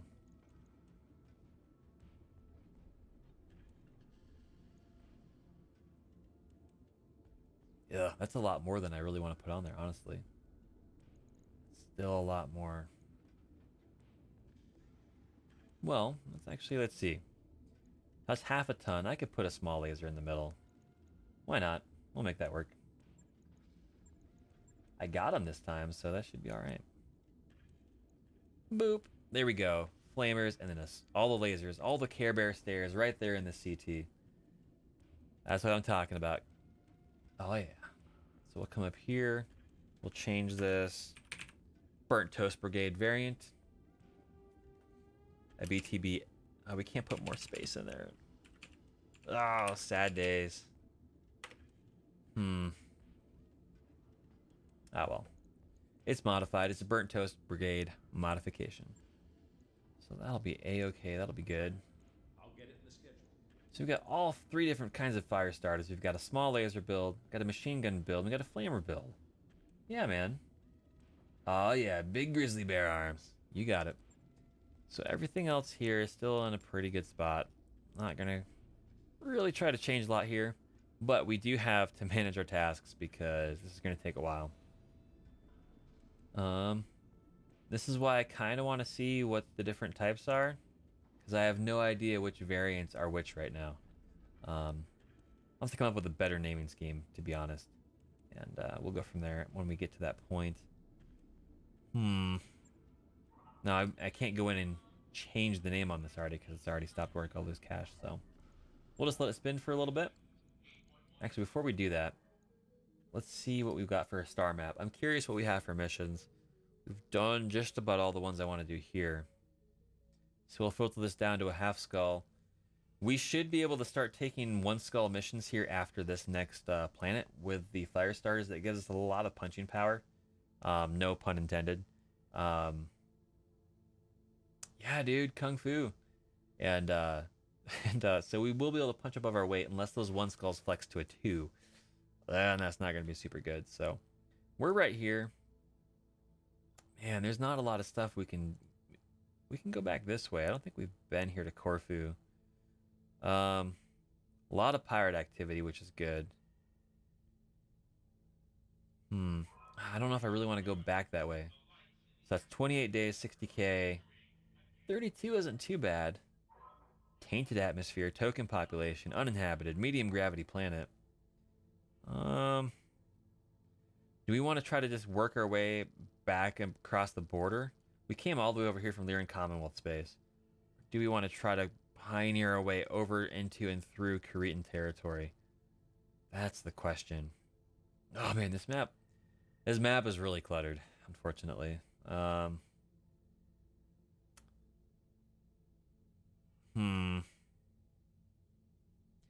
kind of think that's what we want to do. I think we want to go all the way over to Duxfort. And it's medium gravity, planet-wide mud flats, which could be, I mean, it is what it is. Poor primitive civilization, rocky world, token population, but it does have increased pirate activity, is what it looks like. 25%. So we should get a few more missions, which should be all right. So I think we're going to go for it. We're going to hit that travel button. And, yep. Let's see what happens. Yeah. So while this goes through and travels, I'm going to put us on a very quick break. I'm going to go grab a quick bite to eat, use the restroom, and I'll be right back in a couple of minutes. So thank you very much for all hanging out, and we'll get back to, Before we do that, let's take a look at the barracks workout. After hearing that Flavolicious was involved in an accident, you stop by medbay to visit the mech warrior as he recovers. Hi, Commander. Flavolicious touches the bandage on his forehead. I was doing pull-ups on the wall shelf, and it came loose. The shelf above it came down too, right onto my head. You shake your head, frowning. You know those shelves aren't rated for your weight. Flavolicious laughs. I wish I had a better option, Commander. There's just not enough room to roam right now. Well,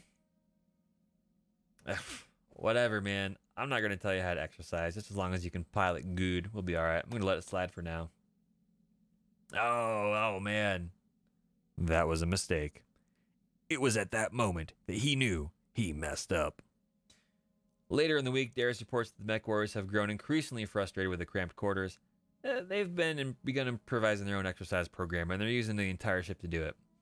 Yang is positively steaming. If they run laps through my mech bay one more time, I'm going to drop a mech on one of them. Dr. Murad consults her ever-present datapad. Just a thought, Commander, but if we were to repair and reopen the gymnasium and beta pod, I imagine that would help. That's true. Flav suffers 1 injury, morale decreased by 2. The company suffers a minus 1,000 tech point penalty for 7 days. Oh, that's so painful. All the pain, man. Ugh. Gross. Well,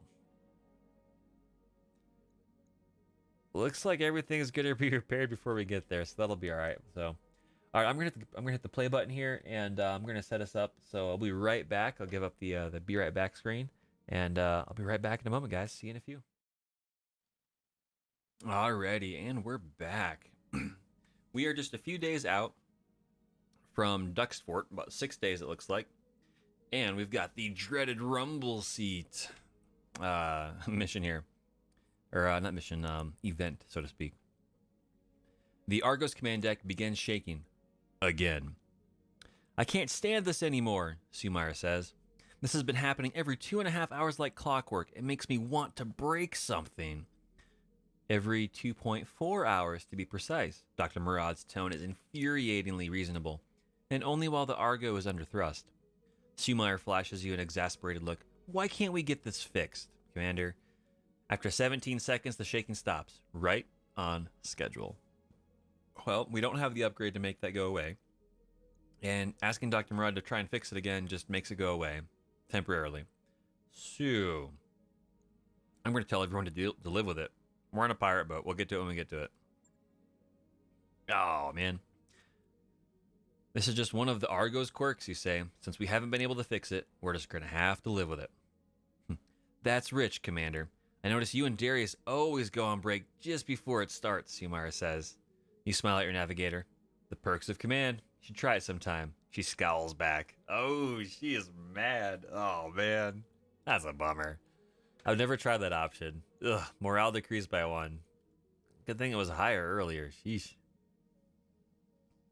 And Flay will be back out of the med bay here. It looks like Ruvian actually cleared the med bay too, which is really, really nice. That's superbly cool. So we'll hit that play button here, and we'll get hopefully closer to Duxford. Fingers crossed, we'll be all right. Oh, yeah, nice. Here we go, entering orbit. Ah, that's a weird planetary texture, man. Well, let's go see what the store looks like. Maybe we'll be having some stuff we can spend some more money on. We're almost at 2 million C-bills, which is really cool. Machine guns. Yeah, we'll buy that. I never imagined that I'd be buying so many machine guns, but we need them. They're so useful. And of course, there's no small lasers. No small lasers! Ah. PPC, we don't have one of those. Do we need one? Kinda want to say no. We don't have anything we can easily stick it on.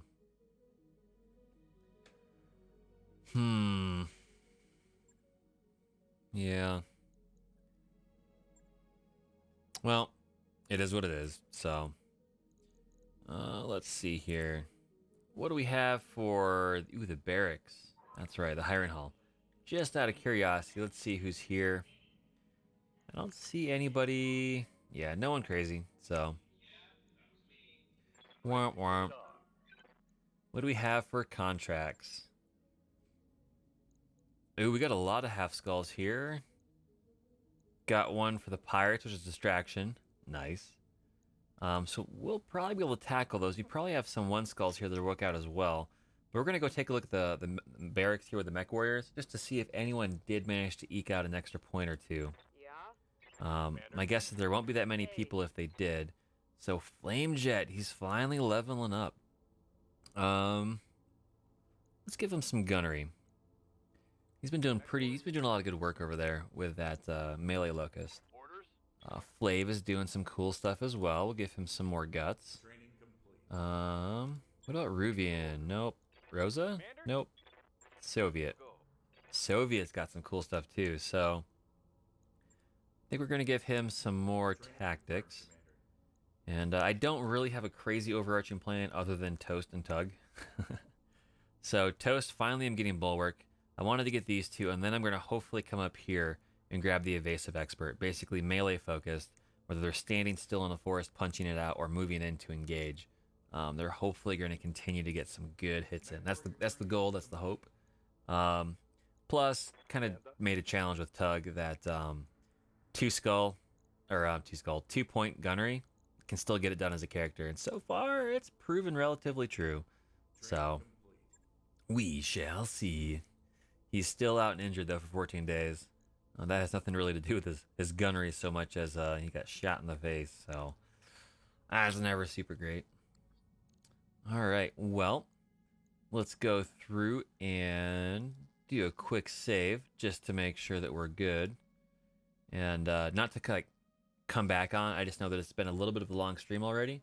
And it's 4:30 here now. I'd like to push closer to 7 or 8 o'clock if I can. We'll see what happens. And so we'll be hanging out here for a number more hours, man. Hey, Don Zappo, how's it going? Yeah, dude, MechWarrior 5, like, from the quote-unquote graphics as well as mechanics and gameplay, I like the time to kill and the time to be killed. I love the interactions. It a little bit better than MechWarrior Online. I like it a little bit more. I'm very curious, though, on what the single-player or co-op, like, campaign is going to be. It's going to go all the way up to 3049, and if there's a lot of granularity there, I'll dive into it, man, over Christmas break. It's going to be fantastic. If there's not a lot there from a single player or narrative standpoint, and it's really going to rely heavily on the mod community for multiplayer and co-op missions, I'm going to be a little bit less excited and a little bit less quick to adopt the game, just because I'm interested in it for the story. That's what I really love about HBFT, or definitely HBFT, but this is what I really love about Harebrained Schemes, HBS's. BattleTech, even when you're doing a career mode, you're creating your own story, and it's a lot of fun. I found the management aspects of a mercenary company surprisingly interesting. I've liked it quite a bit. Also, random side note for you all out there, if you're watching this right here, as you probably know, you've got the Argo, the big nose here. You know that, hey, these rotate around, these big little pods, Alpha, Beta, and Gamma pod. But what's also interesting is, compared to the front piece here, this back piece back here, the engines rotate ever so slightly in the opposite direction. If you basically come back to watch this video on demand and put this on to high-speed rotation, these big pods will be rotating around. But this pod here in the back, this will be rotating up. It's rotating clockwise as you look at it, compared to a stationary front. I don't know why. If anyone knows, let me know. I get why the pods rotate, generate gravity. But why does the engine rotate insanely slowly? I don't get it. Why does that happen? What's going on? I'd be very curious to know. It seems like something that it has to happen for a reason, and I want to know. It's been bugging me for like a year. So, all right. Well, we got all our mech pilots looked at. We got our contracts reviewed very briefly. I say what we're going to do is we're going to take a look at what's available. Pirates, so nope. Nosy neighbors. The government, which is good. It's a battle. This is an assassination, which is cool, against the planetary government. Also, this is against the Draconis Combine, another assassination, which is always good. A third assassination against the government. Wow. Mopping up, which is a battle against the pirates, so we won't do that. And then distraction, which is a straight-up battle against the... There are a lot of missions here to like. I really, really am a fan of this right now. 80 days is a lot, but we could do it. Yeah. Wow. Where is that going? Down to the south, I guess. This is really, really cool. So of all of these, let's see. Assassination. 8 skulls. Yeah, let's rock this out. Let's grind through some of this stuff here. We'll go from a lower salvage, max salvage, to some of the higher. Like this looks like this is going to be a very swingy mission. And we'll work on through that. Oh, man, I'm so excited. Pick 1, get 4. 91, it's not a lot, but we are going to get a chance to get some cool stuff. And we are going to be able to try out all 3 of our fire starters. That's right. That's what I'm talking about. We have the flamer variant. We have the laser variant. And we have the machine gun variant. Yeah, man. I'm super stoked. I'm super excited. This is going to be a lot of fun. So where's Toast in here? Where are you at? So I'm going to throw you into the flamer variant because why not? Light stuff on fire. And then where's the next one? Ruvian. We're going to throw you over here into the H, and we're going to throw Tug into the one that he loves the most. Oh, we can't because he's out injured. Oh, Tug. I guess Diorama Llama gets to pilot your mech. So, who do we throw back over here into the urban? Oh, I kind of want to put Diorama Llama into that, but who's got some of the best gunnery right now? 4-3 and 4, 4-3 and 4, 4-3 and 5. We'll throw Don Zappo into the urban mech. unless you want to go in for the fire starter. Oh, dude, that's fantastic to hear. I have been trying my darndest to get my audio settings set up to where I can kind of get the really cool high-pitched stuff as well as the really low DJ voice. With this setup, I've got Electro Voice RE20, which kind of gives you a bit more of a less warm voice, a bit closer to that radio DJ. And I've got a 286S preamp and processor to kind of dial that in. This is the voice I was hoping to go for, and it's taken a little bit to get to this. So that is Don, that literally has just completely made my day, man. That's really what I'm going for. So thank you very, very much. I'm like grinning over here behind the microphone, dude. That's super awesome. Yeah, dude. If you fall asleep to my stream, that is A-okay. You're still plugged in. You're given a view. It's all right, man. And today in NBR news from the West Coast, north of Salt Lake City, we have had more snow. And actually, it is currently chucking down buckets by local standards. We've got about 4 inches of snow on the ground, which is nothing from what you remember back in the UP, back in the Upper Peninsula of Michigan, where you'd get 12 to 20 inches in a day, easy. But here, I've looked out the window on my break.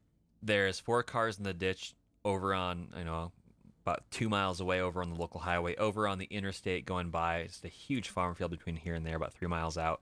There's just flashing lights everywhere. It is chaos outside. And we're sitting here, nice and warm, playing BattleTech, drinking Diet Mountain Dew. Ah, yeah. Hey, Nebrios. Hey, man, it is what it is, dude. I've already got a Biscoff bromance with HBFT. I can have a college one with Don Zappo. That doesn't quite sound quite as... maybe that's not the right phraseology for it, but Don and I recently realized that we actually went to the same college. Out of the entirety of the United States, we actually went to the same college about 10 years apart. It's surprising. So I've got a Biscoff bromance and a Pop-Tart bromance. All things toasters related, man.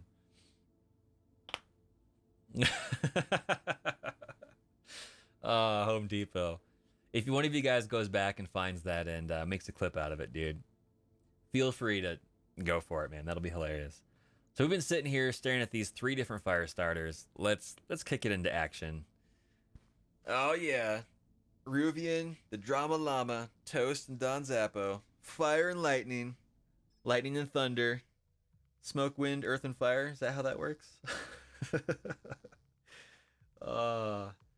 Dude, I can just play this game forever. I love the gameplay loop in this. It is just part of my brain. It just makes it I just want to keep doing it over and over and over.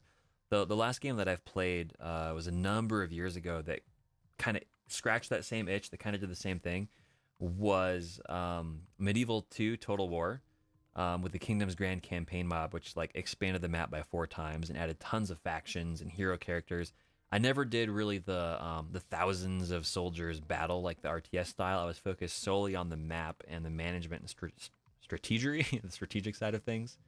And I would just lose 12 hours in a day to that because the gameplay loop was just so satisfying and rewarding. And BattleTech is very much like that, especially if you're trying new and interesting things, like trying to force a play style to work. Like, I'm going to focus on melee and short and range stuff. I know that's not ideal and optimized all the way through, but I'm going to push on it and see what happens, and I'm going to make that work. And you build that narrative up for yourself, and the game supports it, which is surprising. Which is very, very surprising. What I would love to see, honestly, is all the core campaign missions from the Urano Restoration sort of stuff. I would love to see the vast majority of those be set up as a series of flashpoints that show up, very similar to how they've done the Bounty Hunter and the Black Widow flashpoints that are in the available Heavy Metal DC. I would love to see the core campaign converted over to those so that we could play those in like the 3025 mod, and you can actually see the Regan Directorate versus the Urano Restoration as 2 different factions that you can then support. I think that'd be really cool. I don't know how realistic that is. Don Zappa, you probably have a much better idea on kind of if that's even possible, but I know that's probably nothing that's currently being worked on right now. I would love to do that stuff. I think it would be an absolute blast. To support the Regan Directorate or one or the other, and still get access to some of those missions in a similar fashion, I think it'd be pretty cool. Alright. We're only contracted for a single target here, but we both know it won't be that easy. The war criminal you're hunting won't be alone. The company of hostile mercenaries that he's signed on with will attack you on sight. Now there's a name for a merc company. Hostile Mercs. Oh, what does that look like up there? That looks like... I want to say it's a Shadowhawk, but it's probably too beefy. What do you think, Nebrios? What do you think, Don Zappo or Wartooth? What do you think that is up there? The arm, like the shoulders kind of show something, but the arms are throwing me off. I'm not convinced it's a Shadowhawk. It doesn't look like a Griffin. I don't see any missile pods up there. I guess we shall have to see. Oh well, this is gorgeous though. Look at all the light graduation here on the set, this scene setting with the rain and stuff, the little coloration. Just the atmospheric setting for these, and I know what they're doing. They're putting stuff in here so that they can offload textures in the distance, but the way they've done it is superb, dude. Really, really fantastic. Good hunting, Commander. Olivier out. Well, let's see. Are we backed up? We are not that far backed up, so we can go far to the right. I think if I remember correctly... Oh, it's actually capped off on this side here. All right, so we've got the Mech Warrior, got the forces over here, and there will be reinforcements. So with this being said, I think what we're going to do is we're going to bail to the right, and we're going to work up over here. The last time we played on this map, that's what we did as well. So I think we're going to take the exact same approach. And because Don Zappo is in the short, stubby urban mech with the stompy legs, we're going to have him go first. That way, if we do ever encounter the enemy mechs and it pops up and we enter combat order, hopefully the urban mech will actually be a little bit closer than it otherwise would be. Got it. Now that's a big if. There's a lot of stuff to work with that. Now, alternatively, I could just have the urban mech just stomp across the water, and that's probably what's going to ultimately happen.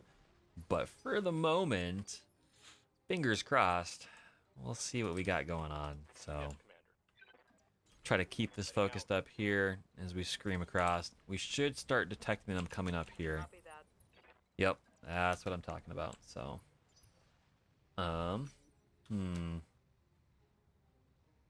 let's see. My sensors found something. What do we got going on? 2 mechs up there that we can see. And beyond that, no clue. So, we're going to have Don Zappo breaking cover. We're going to have him cut across north up here. I should have made him run. Oh well. That is not me paying attention. So, they're coming closer. It's a Wasp, 1A. Not too worried about that. Question is, where are the reinforcements going to show up? Because I'm pretty sure there will be some. There usually are. Now, there's a chance that there won't be, and that's all right if that is indeed the case. But we'll roll up here. These are the only 2 mechs, though. It means that for this one skull, it's probably rolled down to a half skull difficulty, which I'm not going to say no to, because that'll help us out quite a bit, to be honest. We'll jump a little bit closer. What are you? Oh, we missed it.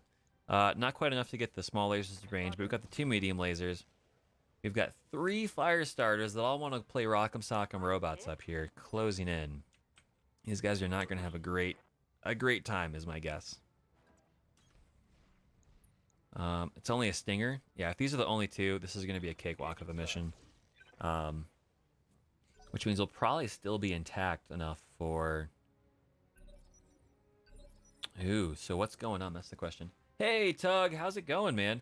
For the first time, you're actually still in the med bay. So we now have 3 fire starters. We've got an M, which is all small lasers. We've got an H, which is all machine guns. And we have another H, which is all flamers.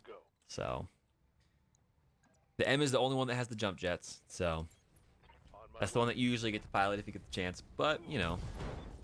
Oh, left arm, left torso. Oh, nice. Nice, nice, nice.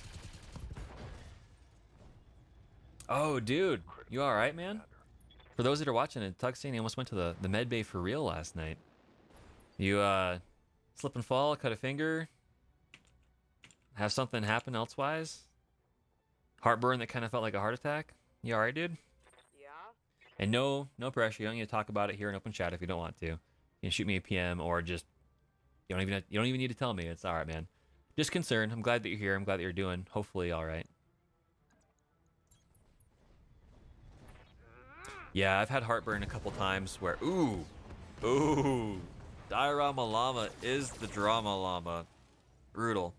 Yeah, I've had a few really bad heartburn episodes where it actually puts pressure and as well as the burning sensation on the top end of your stomach.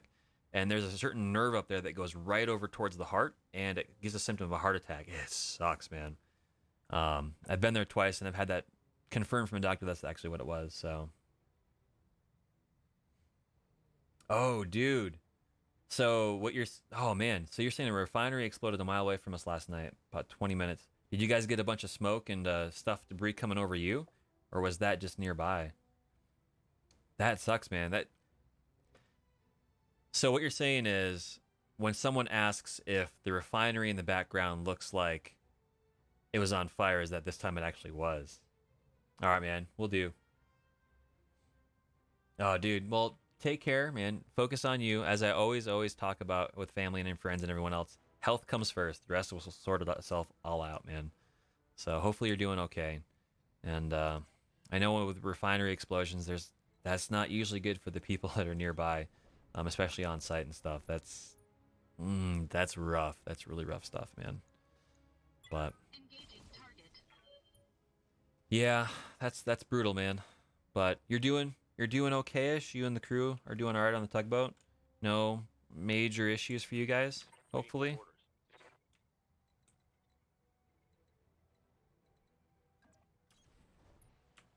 Yeah, okay. Well, hopefully you got some snuggles with Dork Wife and the kittens and all that stuff at some point, or you will when you get a chance to get back home, so.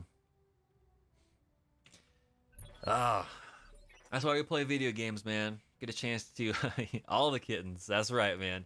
Even the Canopius Magistry ones, eh?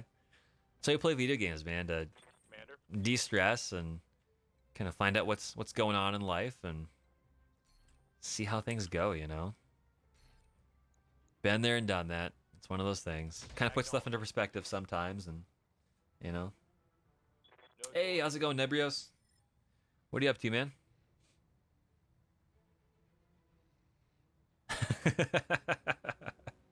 Hey, Wartooth. Just think Home Depot. That's right. You missed it, Tug. We were talking about auto check, spell check, typo corrections, where you're just like, I can't wait to get home, you know, or I'm gonna be home soon, and it auto text, it converts it over to, you know, I can't wait for Home Depot, horny, you know, something like that, and it's just, it got awkward, but we're all adults. We're close enough.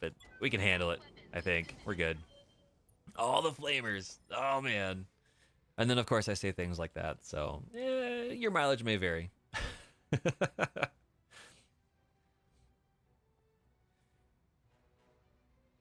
Yeah, it's true, man. Yeah, here we go. Ruvian going in with a machine gun. Boop. Boop the snoot. Here we go.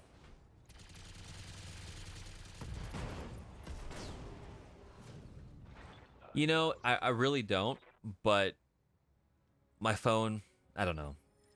Siri does weird things. I've had stuff completely be like, you know, like, oh, you want stromboli for dinner as an autocorrect. And I'm like, I've never used that word.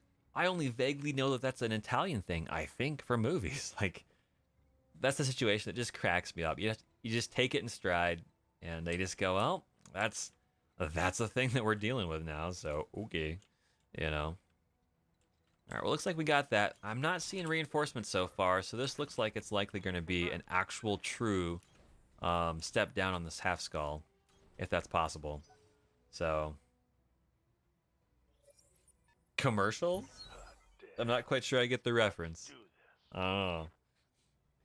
Oh, I see. That all autocorrect features makes the word you type into flash commercials. Shush! You might hear that they might hear you and implement that. When I text my buddy Mech. Your phone is a creeper. Yeah. Yep. Nah, it is what it is. So Don Zappo, you're doing exactly what the urban mech was meant for. Nowhere where you can see buildings, not a single building in sight, stomping across a muddy bottomed lake. Oh yeah. Hashtag built and used as intended. So what is this up here? It's another trebuchet. Oh. I'm gonna cry a little bit. Not because it's a good thing, because this thing can hurt a lot. Thankfully, we only have one mech that's not a 35 tonner. When we had a lot of 20 tons, when we're at range, LRM 30s will mess you up real bad. Let's engage this sucker. Let's go get it. Lucky that one. That's actually a good question. Being on the boat, I mean, I'll tell you what. I mean, from where I'm at right now, I'm not too far away from where they do bomb testing, and you can get certain overpressure incidences that are probably about half of what that explosion was probably. And if you can feel that 10 miles away. So I'm hoping the boat and everyone are doing okay, because if that was a big enough explosion and it was a single big boom versus a series of rolling breakouts and pops, that'd be a large amount of air pressure flowing through, man. That's not something you want to be near. That's rough.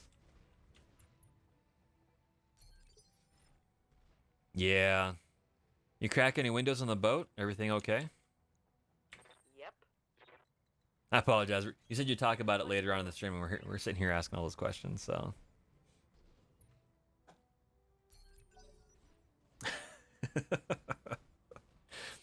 Get back here, Trebuchet. Oh, don't do that. That's gonna break stuff. Ugh. Ugh. Ugh. The Soviet says, what now? Yeah. Yeah, that sucks, man. Let's see if we can't get up this hill up here and give this Trebuchet what for. Hoping we can do enough damage that we can actually get this guy down and salvaged. Even if it's only one part. Before he bails, because I have no idea where his extraction point is. He could be standing on it right now. Medium lasers for days, man. Medium lasers for days. Yeah, Tug, right now we were by local standards we're getting dumped on. We got about 4 inches of snow on the ground. I looked out the back window across the open field of the interstate, and there's cars everywhere. There's lights, there's sirens. People are just losing their minds because they've got summer bald tires or junk all seasons. And they've completely forgot how to drive in the snow. And meanwhile, back home, where Don Zappo and I went to college, they've already had almost 8.5 feet of snowfall in the last week and a half. So, I mean, light hoodie weather. I'm curious to know what that is for you, Wartooth. It's 22 degrees outside, and I'm wearing shorts. So, I mean, back in the UP. Back home, it would get down to highs of -35 in February, and once you got down to about -20, you'd really want to start putting extra layers on. So, are you legit in the Mojave Desert? That's pretty cool, dude. That gets cold at night, man, comparative to what I'm sure it is in the day. Ooh, can we jump anywhere and get shots on? It doesn't look like it, but we'll jump up here. Why not? We'll get the Firestarter M up there, cruising through. Yeah, in the winter. Lake Havasu. That's always fun to say, man. Yeah, I've been here about 3 years. My blood's starting to thin out a little bit. Hoodies are always winter fashion. Yeah, you get used to it. It is what it is. Man, Don, you are way back here. I don't think you're gonna get up to this thing anytime soon. Is he coming down to fight us? Yeah, I was afraid he was running away there for a second. Man, don't make me fix the mechs. Trebuchet. I've got a lot of really cool missions out there I want to do. Got a lot of really good lineup. We'll get up here on the side and all the machine guns. Oh, baby. Baby, baby, baby. That's what I'm talking about. Ruvian's Firestarter giving you what for. Let's see. Can we get Toast up here? We can. Oh, yeah. Just in line for the flamers. You got the machine guns. You got the flamers. Can we get the small lasers in there with the jump jets? Fingers crossed, we'll find out. Because right now, he's on fire. Diorama Llama, can you get close enough? Sad days, sad days. Understood. We'll have to wait one more turn, ladies and gents, for those small lasers. Attacking from position. We'll give the two mediums. Structure exposed, opened up. There we go. Don Zappo, keep pedaling faster. You'll get there, buddy. Oh, man. Poor little urban mech. Stomp, stomp, splash, splash. Splish, splash. Don was taking a bath. Boom, boom, boom, boom. In his urban mech downtown. I'm having a blast. I love this game. You guys are... Thank you so much for stopping by and hanging out, guys. This is so much fun. And if for those of you out there on YouTube, thank you as well for watching, or if you're watching on videos on demand. I see your views, I see your comments, I see your likes. It does all help, and it makes me smile at the end of the day. So, let's see. Can we get the Diorama Llama anywhere close enough? There it is. Small lasers inbound. Yeah, it's a little hot, though. That's okay. We're fully capped out here at morale, so we're going to spend some precision points and try to take this shoulder off. Oh yeah, there it goes.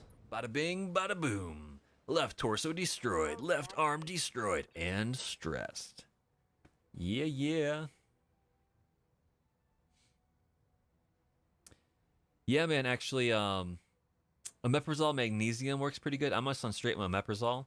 For different reasons. I never really had heartburn, but I always had excess acid. And so if you ate like really spicy foods, your guts would get upset and all that junk. And it just, yeah, it made for a really bad time. You're trying to have fun, and you always had that in the back of your mind. I've been on omeprazole just enough, and I can eat just about anything. It's really, really good.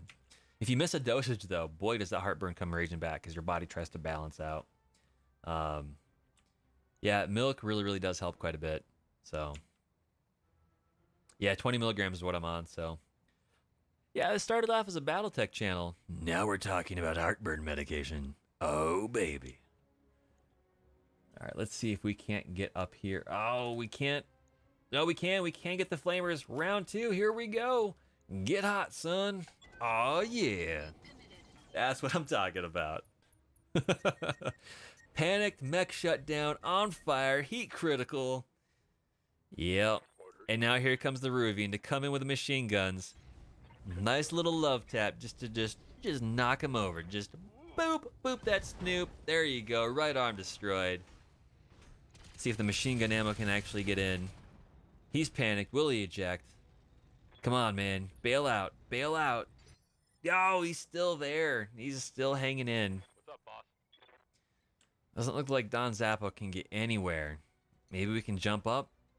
Nope. All right, Irby. Keep stomping away. Battle mech power-up detected. Retired mech warriors convalescent home chat. Back in my day, we used to rock Mackies. Okay, boomer. Oh, baby. Let's see. Ready for orders? I really want to finish this guy with Don, but I don't see it happening. Oh, buddies. Oh, toasters. Let's see what Don Zappo can do. This is a long shot. You got this, buddy. You got this. Are you ready, Don? Are you ready to let the lightning loose? Here we go in 3, 2, 1. I copy. Oh, yeah. Right leg destroyed. Knockdown. Good shot, man. Oh. And out of nowhere, AC-10 round rolls in as the Urban Mech climbs its way to the top of a cliff top. Out of breath. Getting that thing right up just in time to let the shot fly. Oh, that's like a 2-mile shot, dude. Nice. Commander. And, you know... yeah, we're just going to attack it with machine guns. Physical attack. He's a stick on the ground, man. And Ruvian missed. There we go. Ooh. CT destroyed. There's like a head and like one leg left. That's all that's left. Commander, the area has been cleared. Darius is giving me the green light to land immediately. Hold your position. Mission successful. Oh, it'd be really cool too if occasionally, rather than the CT exploding or getting destroyed, that there were actual like cores going critical, like the engines were cracked open, and you'd have area of effect damage. That would be pretty cool. So it makes melee even more difficult of a challenge. That'd be neat. Turn him into a snake, no arms and a leg. Sounds like one of those weird riddles, right? Where it's like I can't even remember it. It's like, what's black and white and red all over? It's like a newspaper, something like that. I don't know. What walks on 2 legs during the day, or 3 legs, 4 legs during the night, and I don't know. I don't know. There's phrases out there. You guys have probably heard some of them. So I have not seen how the components looked in MechWarrior 5. I didn't look too closely. I did see how the actual environment got damaged. I'm very impressed with the damage state on the buildings. That looks pretty accurate, especially for LRM barrage. The transitions are a bit rough, though. It looks like it just goes from normal to transitioned with very few actual graphics on top of it. So, ooh, 114, nice. All of our mechs are still in one piece. Thank goodness. That means we can go on to the next mission here pretty quick. Oh, I think I'm gonna grab the Trebuchet piece. We'll work on that. It'd be cool to build one of those eventually. They can be pretty nice. They can run hot, but they're good LRM boats. It's all right. Yeah, from a distance you can't really tell too much close. But the water does look good too. There's a lot to like. I think there's a really good framework to build upon. It's just a matter of whether they will or not. I don't know. I think as it sits right now, if they added in a bunch of multiplayer in a lobby, it'd be a much better version of a MechWarrior Online. Problem solved. You'd have a much of a better game. But that's not really what I'm looking for. I'm looking for something that has a replayable or repeatable narrative where I can go in and try to run a mercenary company, and get some really cool missions. And so it's set up to span 3015 to 3049, and there's so much potential there. There is so much potential. The end of the Third Succession Wars, the beginning of the Fourth Succession Wars, pre-clan, so you could have Wolf's Dragoons maybe running around. They might even tie in the Urano Restoration stuff, at least as a note somewhere on a news article, because it's canon now. I'm really curious to see how they do it. There's so much potential there. That's what really has me excited. And that's probably the main reason why I'm going to wait to pick it up, because that's the main reason I want to play it. I'll get it eventually and I'll play it, no worries. But it's just a matter of the single player aspect or the co-op aspect, the narrative portion of it is what I'm most vested in. And if that's good, I'll jump in and I'll play the snot out of that over Christmas break near about 3-4 weeks. I could see myself definitely doing some 12 to 14 hour streams of that. Oh, dude, I'm getting goosebumps. If it really lives up to some of the hype, and it probably won't, it'll still probably be pretty good though. If it gets close to that, I'll be really excited. Yeah, and I'm really hoping that maximum replayability means similar to what they've done with what HBS has done here with BattleTech. You can dive in over and over and over versus multiplayer, because that's not the kind of replayability I want. So, dude, that would be fantastic. All right, so let's see here. What do we have? Contracts. Let's go find another one. Man, I am excited. The Burnt Toast Brigade is doing work today. A one skull. I kind of want to just jump into the one skull, to be honest. But we're gonna start out a little bit. I don't think we can take. We can. Here's another one. We'll do another. This is a battle. Yeah, we'll do a battle. Why not? We're doing good here. If we ever get to 3 million C-bills, we'll kick this top slider over to 1 and get less cash and even more salvage. So we're still pick 1, get 4. Everyone seems pretty tuckered out. Who do we have left? We got Flamejet and Flav and Rosa and Soviet Rambo. Who's the best melees in here? They're all the same. So who's the best gunneries elsewhere?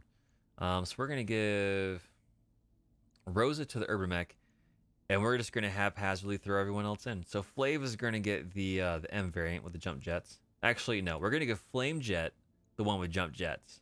That's where we're going to roll. So let's rock and roll. Firestarter, Urban Mech Lance. Let's see what happens. Aw, yeah. Yeah, I'm really excited. I hope that the core replayability is because the game has a lot of options and depth to it that you can pick from. And then it's not just a lot of superficial stuff. Like, you can run the same missions over and over again, or you can grind out for more C-bills, or you can play multiplayer on the same 7 maps over and over. Like, I'm curious to see where it's going to be. And PvP is going to be essential to increasing the length of this game. the life of it, which will probably already be around for a while. It's a Mech Warrior game. But if there's really good single player / co-op narrative stuff, dude, it's gonna be a hit. It's gonna be a home run. It's gonna be out of the park. And I'm hopeful because what I was worried about early on when they said, "Oh, we're gonna delay the game's launch to polish it up and make it better," it means one of two things, right? Is that they're actually finishing up stuff, adding some cool extra features, and it's gonna be really good, or they're just struggling to get it to the finish line and push it out the door. Like in the video game world nowadays, that's kind of the two options. So it seems like, from what I've seen just on the limited playthrough they have, the core mechanics of like the combat and stuff like that, it seems like they actually were adding additional polish, which is really nice, and it bodes well for the actual rest of the game being good. So fingers crossed. Oh man, look at this. You got the setting sun up here. You got nice orange. It goes all the way over here to the atmosphere. Oh, I love it, dude. My background on my computer back at work is like a partial sunset view from the ISS, International Space Station, where you can see like part of the Earth and dude, man, I love it. I love it. It pulls at my heartstrings. It makes me all excited. I don't personally want to go to space, but I want other people to go to space, and I'd be willing to kick a couple people off the planet for that to happen. So we'll see. Who knows? Ooh, Commander, you've arrived in the region where the enemy was last detected. Move forward and clear them out. We shouldn't let any of them get away, if we can help it. I like it here. It's lush. I hear it. All right. Are we backed into a corner? Kinda. So that bodes somewhat well. We're going to wreck this town as we stomp through it. Straight up battle. All right. Well, we're going to kick off. We're sending Rosa out first. Moving to position. And then we'll bail everyone else too. Who knows? Copy. Consider me there. Yeah, BattleTech here has done a really good job. I think, honestly, if they stopped making expansions, which would be sad, they've got a solid product. I think it's really, really cool. I think and I hope that the expansions they put out, because there probably will some, Paradox pushes all their games to do that they're going to be value added, and they won't significantly alter the game too much, at least in a negative way. A lot of games out there like that do that underneath the Paradox stable, so to speak. 2/3 of the expansions are good, and then 1/3 usually borks up something somewhere somehow. Thankfully, HBS has a really good team, and they're still a team of all things. Actually, they haven't been split up or insanely absorbed by Paradox, and Paradox isn't bad. It's just kind of the way that it works. So, Stockholm, November 21st, 2019. Paradox Interactive and Harebrained Schemes today released Heavy Metal, the latest expansion to BattleTech, the turn-based tactical mech combat game for PC, Mac, and Linux 6 days ago. Oh wait, thought it said last. Waiting on you, Commander. Yeah, so a lot of people have been saying that this was the last initially planned one, but we know that the game has sold well. It's a Paradox stable game now. Paradox usually continues to push additional contents, even if they're smaller. So you might see things like skins, a couple extra mechs here and there, things like that. Tug, I still haven't figured out how to get the chat links figured out. Bunny was in here early and we got the links, or the whitelisting squared away, I think. I think we turned it off in Streamlabs, but I think I have to stop and then restart the Streamlabs to make that work. Do you remember what the command was you told me last time to permit a user to actually use and send out links? Because then I can actually have that set up there in chat. You told me once and I forgot what it was. I wrote it down, and that and the entire sticky pad that was written onto ran away with a cat somewhere as a chew toy. So, oops. All right, what is this thing up here? That's what I want to know. What do we got going on? We have a stinger. Okay, nothing too crazy to write home about. We got some machine guns. So, Reporting negative damage. yeah, I hear you, man. I hear you. I'm here. We're just gonna keep shooting away up here, Die. getting rid of those evasion pips. Yeah, I mean, to be fair though, it was what, a $19 expansion. The flashpoints, they weren't a lot of them, but what I did like was the ability to technically, the community can now make their own flashpoints if they want to, and with the latest 1.8 patch, that'll be a lot easier. So fingers crossed. Urban Warfare I liked because they added in the extra biome, but there wasn't a lot there unless you wanted those a few extra mechs. I haven't actually dove into the heavy metal stuff just yet, but it does kind of fill out that higher end tier for $19. I think it's worthwhile, right? It's keeping interest in the game. What we're really looking for, right? It seems like, is I want a big giant media expansion. I want a $30 narrative expansion, or a $50 sequel to the game. So we'll see. I'm more interested in it from a long time modding perspective. Like, what are those tools going to do for the group if anyone wants to pick that stuff up? And I think it's potentially going to be good. Hey, another fire starter. So we'll see. I think it's going to be good long term for the missions and stuff people will create, but I don't know. We'll see what happens.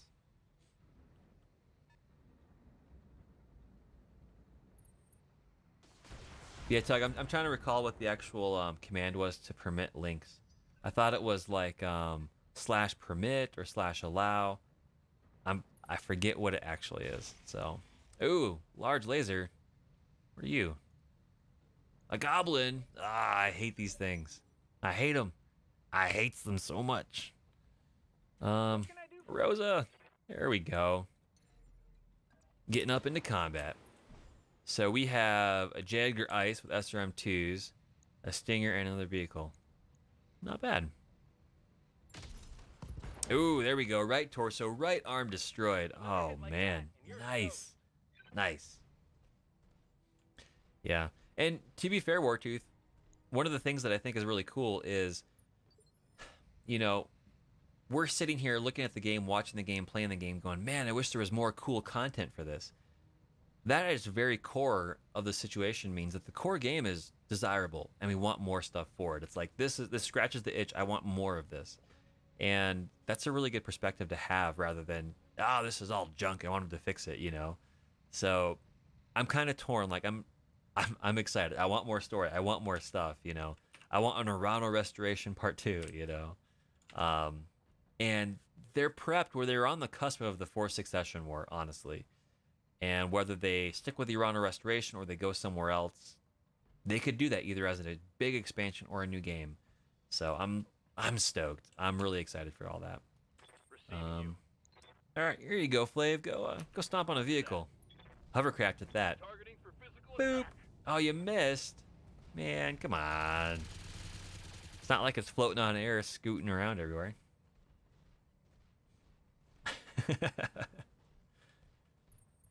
Yeah, it's very, very true.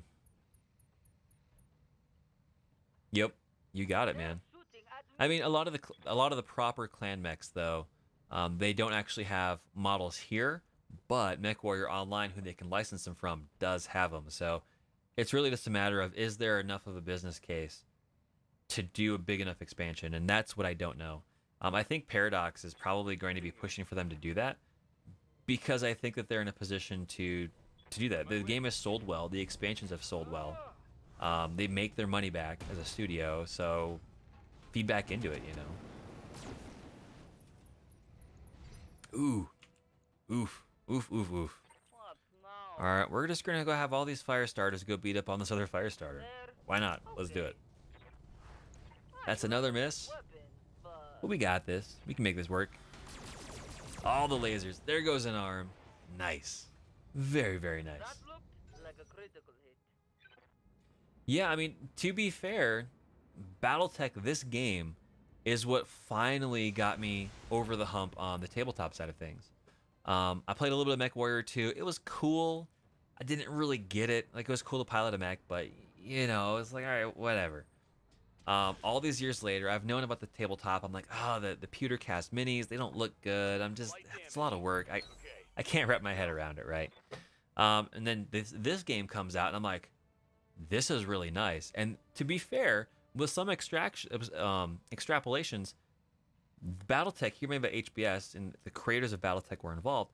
This is very much in line with some, abstractions, of course, with what you see on the tabletop. Like, it's technically hex movement. There's heat buildup, there's weapons, there's management, and it's really cool. I've enjoyed it, and more so than I've seen other turn-based versions of this, so to speak, right?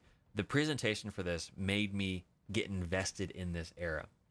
And as a result, around the same time, the Kickstarter came out, right? For all of the new resculpts for the tabletop. And I'm like, the resculpts, they're not necessarily the same as the Mech Warrior Online stuff, but they're of that same style. And the Mech Warrior Online builds, as well as the resculpts for the tabletop, like that's a lot more aesthetically pleasing to me.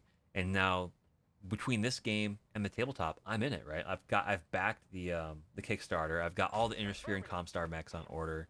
I didn't have the extra cash for all the clan stuff yet. So I'm going to be Intersphere scum probably during Clan Wars battles. But it's exciting, man. BattleTech is being completely renovated. It's being renewed. It's the golden era all over again. You know, it's the 35th anniversary earlier this year. And on top of that, they finally have kicked a lot of the lawsuits with Harmony Gold and all of that. So there's a lot of stuff to like, and honestly, I'm excited about it. It's super good. Oh man, blew off another light torso, and here come the flamers. Oh baby, on fire and stressed. That's what I'm talking about. I think so as well too, because there's a whole generation that played the Mech Warrior games and didn't do anything else, right? They wanted the really cool mechs. They wanted the pilot one, first-person shooter. And the fact that Mech Warrior 5 is starting in 3015 means that if anyone's interested, they can jump out of that into the tabletop or BattleTech here in this game. And the fact that it goes to 3049 means that they're on the verge of all the clan stuff that's out there in the tabletop as well as the other games. So there's a lot of synergy here that is going to work and it's going to happen. I don't know how much people are really thinking about it, but it's super good, man. It's the perfect storm for this particular genre and this IP to get a lot of good stuff set up. Yo, there we go. We finally ejected. Until next time. Nice. Commander. So we're gonna roll up here. Gonna stomp on a vehicle, hopefully. Boop. Yeah, there we go. Nice. Nice. Well, what's really cool too is it's not just the tabletop. It's not just the Mech Warrior game. It's not BattleTech Online. There's the whole extra series of the books and the narratives and the roleplay side of things too. They just wrecked all those buildings. That it? And Barely scratched. you know, I'm not a huge fan of some of the books, but a lot of them I've found very, very engaging. It's a really cool story to, you know, basically have Knights equivalent running around on all these planets doing neat things, man. It's cool. There's a lot to like, there's a lot to get behind, and it's still a lot to love. So Commencing Alpha Strike. I'm super glad it's came about the way that it has. Oh, dude, when I played Mech Warrior 2, I didn't quite get it, and I was like, oh, what? I think I was trying to take down like an Atlas with a Shadow Cat, and I just had small lasers and whatever. You know, I was like, man, there's so much to do, but that was in the early days of the internet too, and locally there wasn't anything like it. The closest thing that I could find was StarCraft 2 with the siege tanks that transformed, and so I kind of drove down that rabbit hole. But you know, it plays on the idea of Transformers and, you know, land air mechs and stuff. Yes, Commander. There's just a lot of cool stuff. There's a lot to like. There's a lot to love. I don't know. Hey Don, how's it going, man? Oh, dude, Don, you are killing it today, man. Oh my goodness, that is amazing. Yeah, I was thinking Flashpoint similar to how the new Heavy Metal series of Flashpoints are. They're kind of set up similarly, right? Rather than standalone individuals. I think that'd be pretty cool, man. Or maybe individuals. Who knows? I would love to see the Aurigan Directorate still be a faction you could fight for if you wanted to. Or fight against. That'd be cool. Oh, dude, that's so exciting. That's super, super exciting. Yes, boss. Nope, the Rana Restoration Flashpoints. Well, the Flashpoints are, but the Rana Restoration campaign missions are not in the career. Because the career takes place after the campaign is finished. Yeah. And I mean, that was by design, by intent. You know, I have no issues with that. Moving out. But if we can pull them into the mod to do cool things, that just means you have that much more of a living, breathing world to game in, which is super awesome. That's super cool.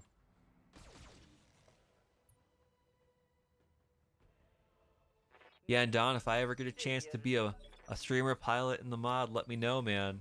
I've got ideas. I've got all sorts of ideas for my character. It's probably going to be reckless and naive. That'd be a lot of fun, man. I hear ya.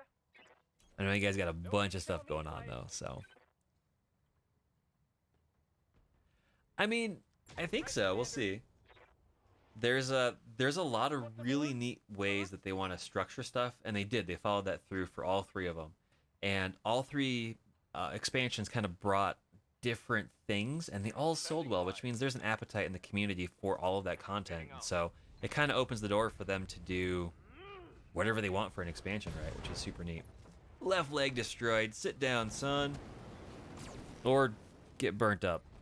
Get toasted. Oh yeah. Yeah, we're hopefully going to be buttoning this one up right here. We'll see what the next mission is. Moving out. Yeah, one thing that's pretty interesting too, and Don, maybe you've already had some conversations with Harry and stuff about this as well, and maybe just in case. There seems to be a couple different variants in Mech Warrior 5 that may have unique models. They may just be sharing models. That I don't know. That could be ported over for BattleTech, assuming there's no major liability issues and stuff like that. Have you guys looked into that at all to see what kind of is out there? To see as far as new model designs and stuff? I'm assuming most of it we already have an allegory for it here, already in BattleTech, but.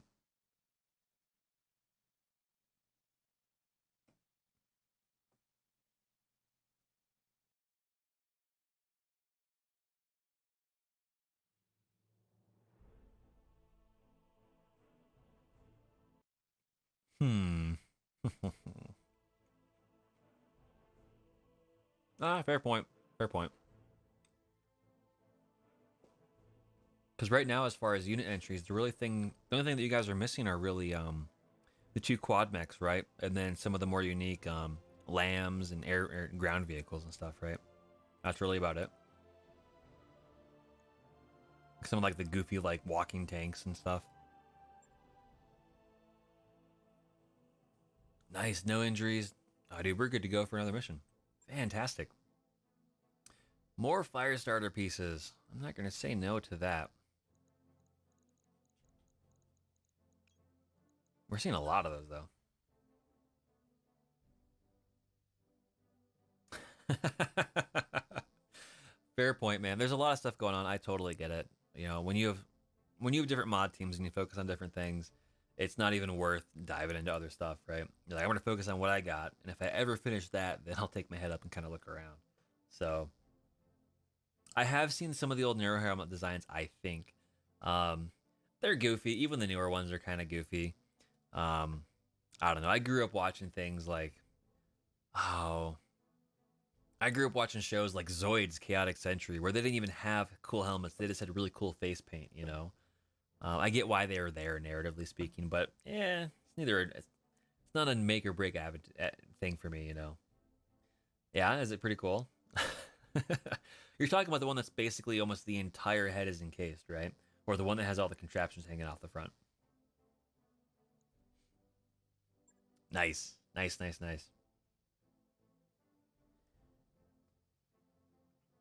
Yeah, no, Don, it's super cool. 3025 just ticks all the bells and whistles, man, for all the things that I would love to see expanded on in the core gameplay. There is so much to like. It's just, you never know what you're going to run into. It's a lot of fun. So I know you and the team probably get this stated quite often, but as always, dude, thank you so much for being involved with this and helping others that, with their passion project as well. I know Harry was looking for help and he got it. Same thing with Just In Case, and you as well. Like, it's fantastic, man. This is the stuff that I settle down and I just de-stress over. Like, just like take a deep breath, grab a beer, and just go, oh man, I'm gonna play some BattleTech. Like, it is the thing that is just super calming, super exciting, all at the same time. It's good stuff, dude.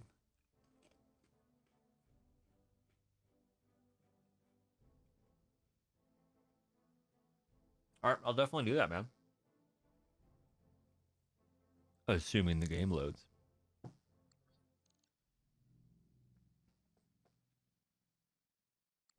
There we go. It's got to threaten it a little bit.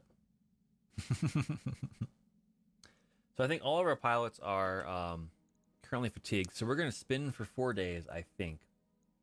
I really don't want to lose these missions, but I also don't want the negative buff defect.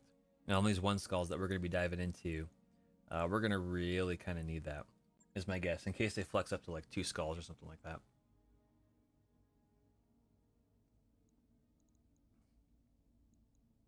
Actually, I take all of that back. Maybe we will just dive in. It's against pirates, so that's a nope. This right here is good. It's an assassinate.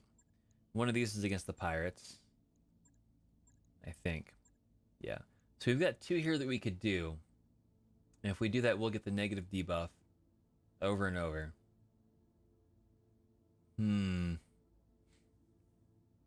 Well, dude, I mean, narratively speaking, that helmet had a lot of hardware in it, right? That was pretty crazy. Yeah, I think... what to do? Because if I do both of these, I'll have to spin again. I think we're going to stick with 1 set of pilots for both of these. And then we will go in, spin 4 days, cross our fingers, and then dive into the other one after that. I think that's what we're going to do. So we're going to take this. We're going to leave all of these pilots in here. They're going to be just completely... They're going to be sad. That's all right, though. And then we'll get Toast and Don Zappo and the Llama and all his crew up there and Tug, hopefully back on their feet. So, I mean, that'll be a little bit of a tall order. He'll probably maybe do it for the 4th one. I know the 3rd emote, he already has kind of plans on it for the twin white kittens they got right now. So, or maybe the axolotls that they got, those little dragon murder fish salamander things, which are super cool. So. Yeah, for me, a lot of times online, I'll either have the symbol of the toast, you know, or I have a crying blue cow, KAU, from Neopets Online way back in the day, where I didn't have good enough dial-up connection. We're talking like 16K speed, right, instead of 56. So I couldn't like log in and feed him enough, and so as a result, he was always sad. So a murderfish salamander thing. It's called an axolotl. It's like AXOTL. Or AXOYTLY or something like that. It's this weird little salamander fish thing. It looks like a little tiny mini dragon with dragon frills. That's from the big lake that Mexico City was built on top of. I'm trying to figure out what it was called. It's really cool looking, and like their native habitat, they're endangered from, like, it's the only place they've ever been found in the world. But they're in so many pet shops and they breed so easily that the species will survive. Basically, it's just a matter of naturally they have a lot of stressors from pollution and junk like that. So,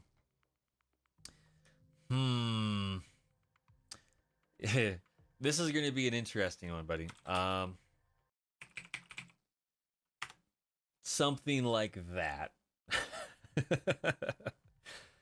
They're a cross between salamanders and how they look. But they're usually in fish tanks. They've got little, like, you know, frills. Like they've got a mane or whatever. Yeah, let me know, man. They're cool looking. Command interface initiated. Commander, you're in the AO, and we're expecting hostile contacts. Recon has provided the general vicinity of the diplomat. Oh, what is that? What is that? That almost looks like a griffin? The legs are really squat. I'm so confused. I think it might be a griffin. Yeah, so Tug and his wife, Dorkwife, they have 2 of those, which is pretty cool.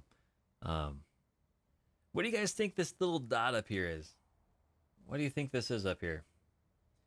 I'm thinking it might be a griffin. Not really sure. But man, look at this. This is like the color palette from the game like Firewatch. This is just beautiful. Oh, so cool. Hey, Tug, there he is. Yeah, they're cool, man. They're super neat. Take the target out and get to the evac point. Olivier out. Nice. I like it here. Oh, hey, Tug, do you remember what the command was to grant permission to have links be allowed? You'd posted one and it didn't go through because I don't have Streamlabs or Twitch configured correctly. So, oh, and there's reinforcements over here. There's escorts over there. How about we go for the reinforcements first? Let's go poke on those guys. That sounds like a plan to me.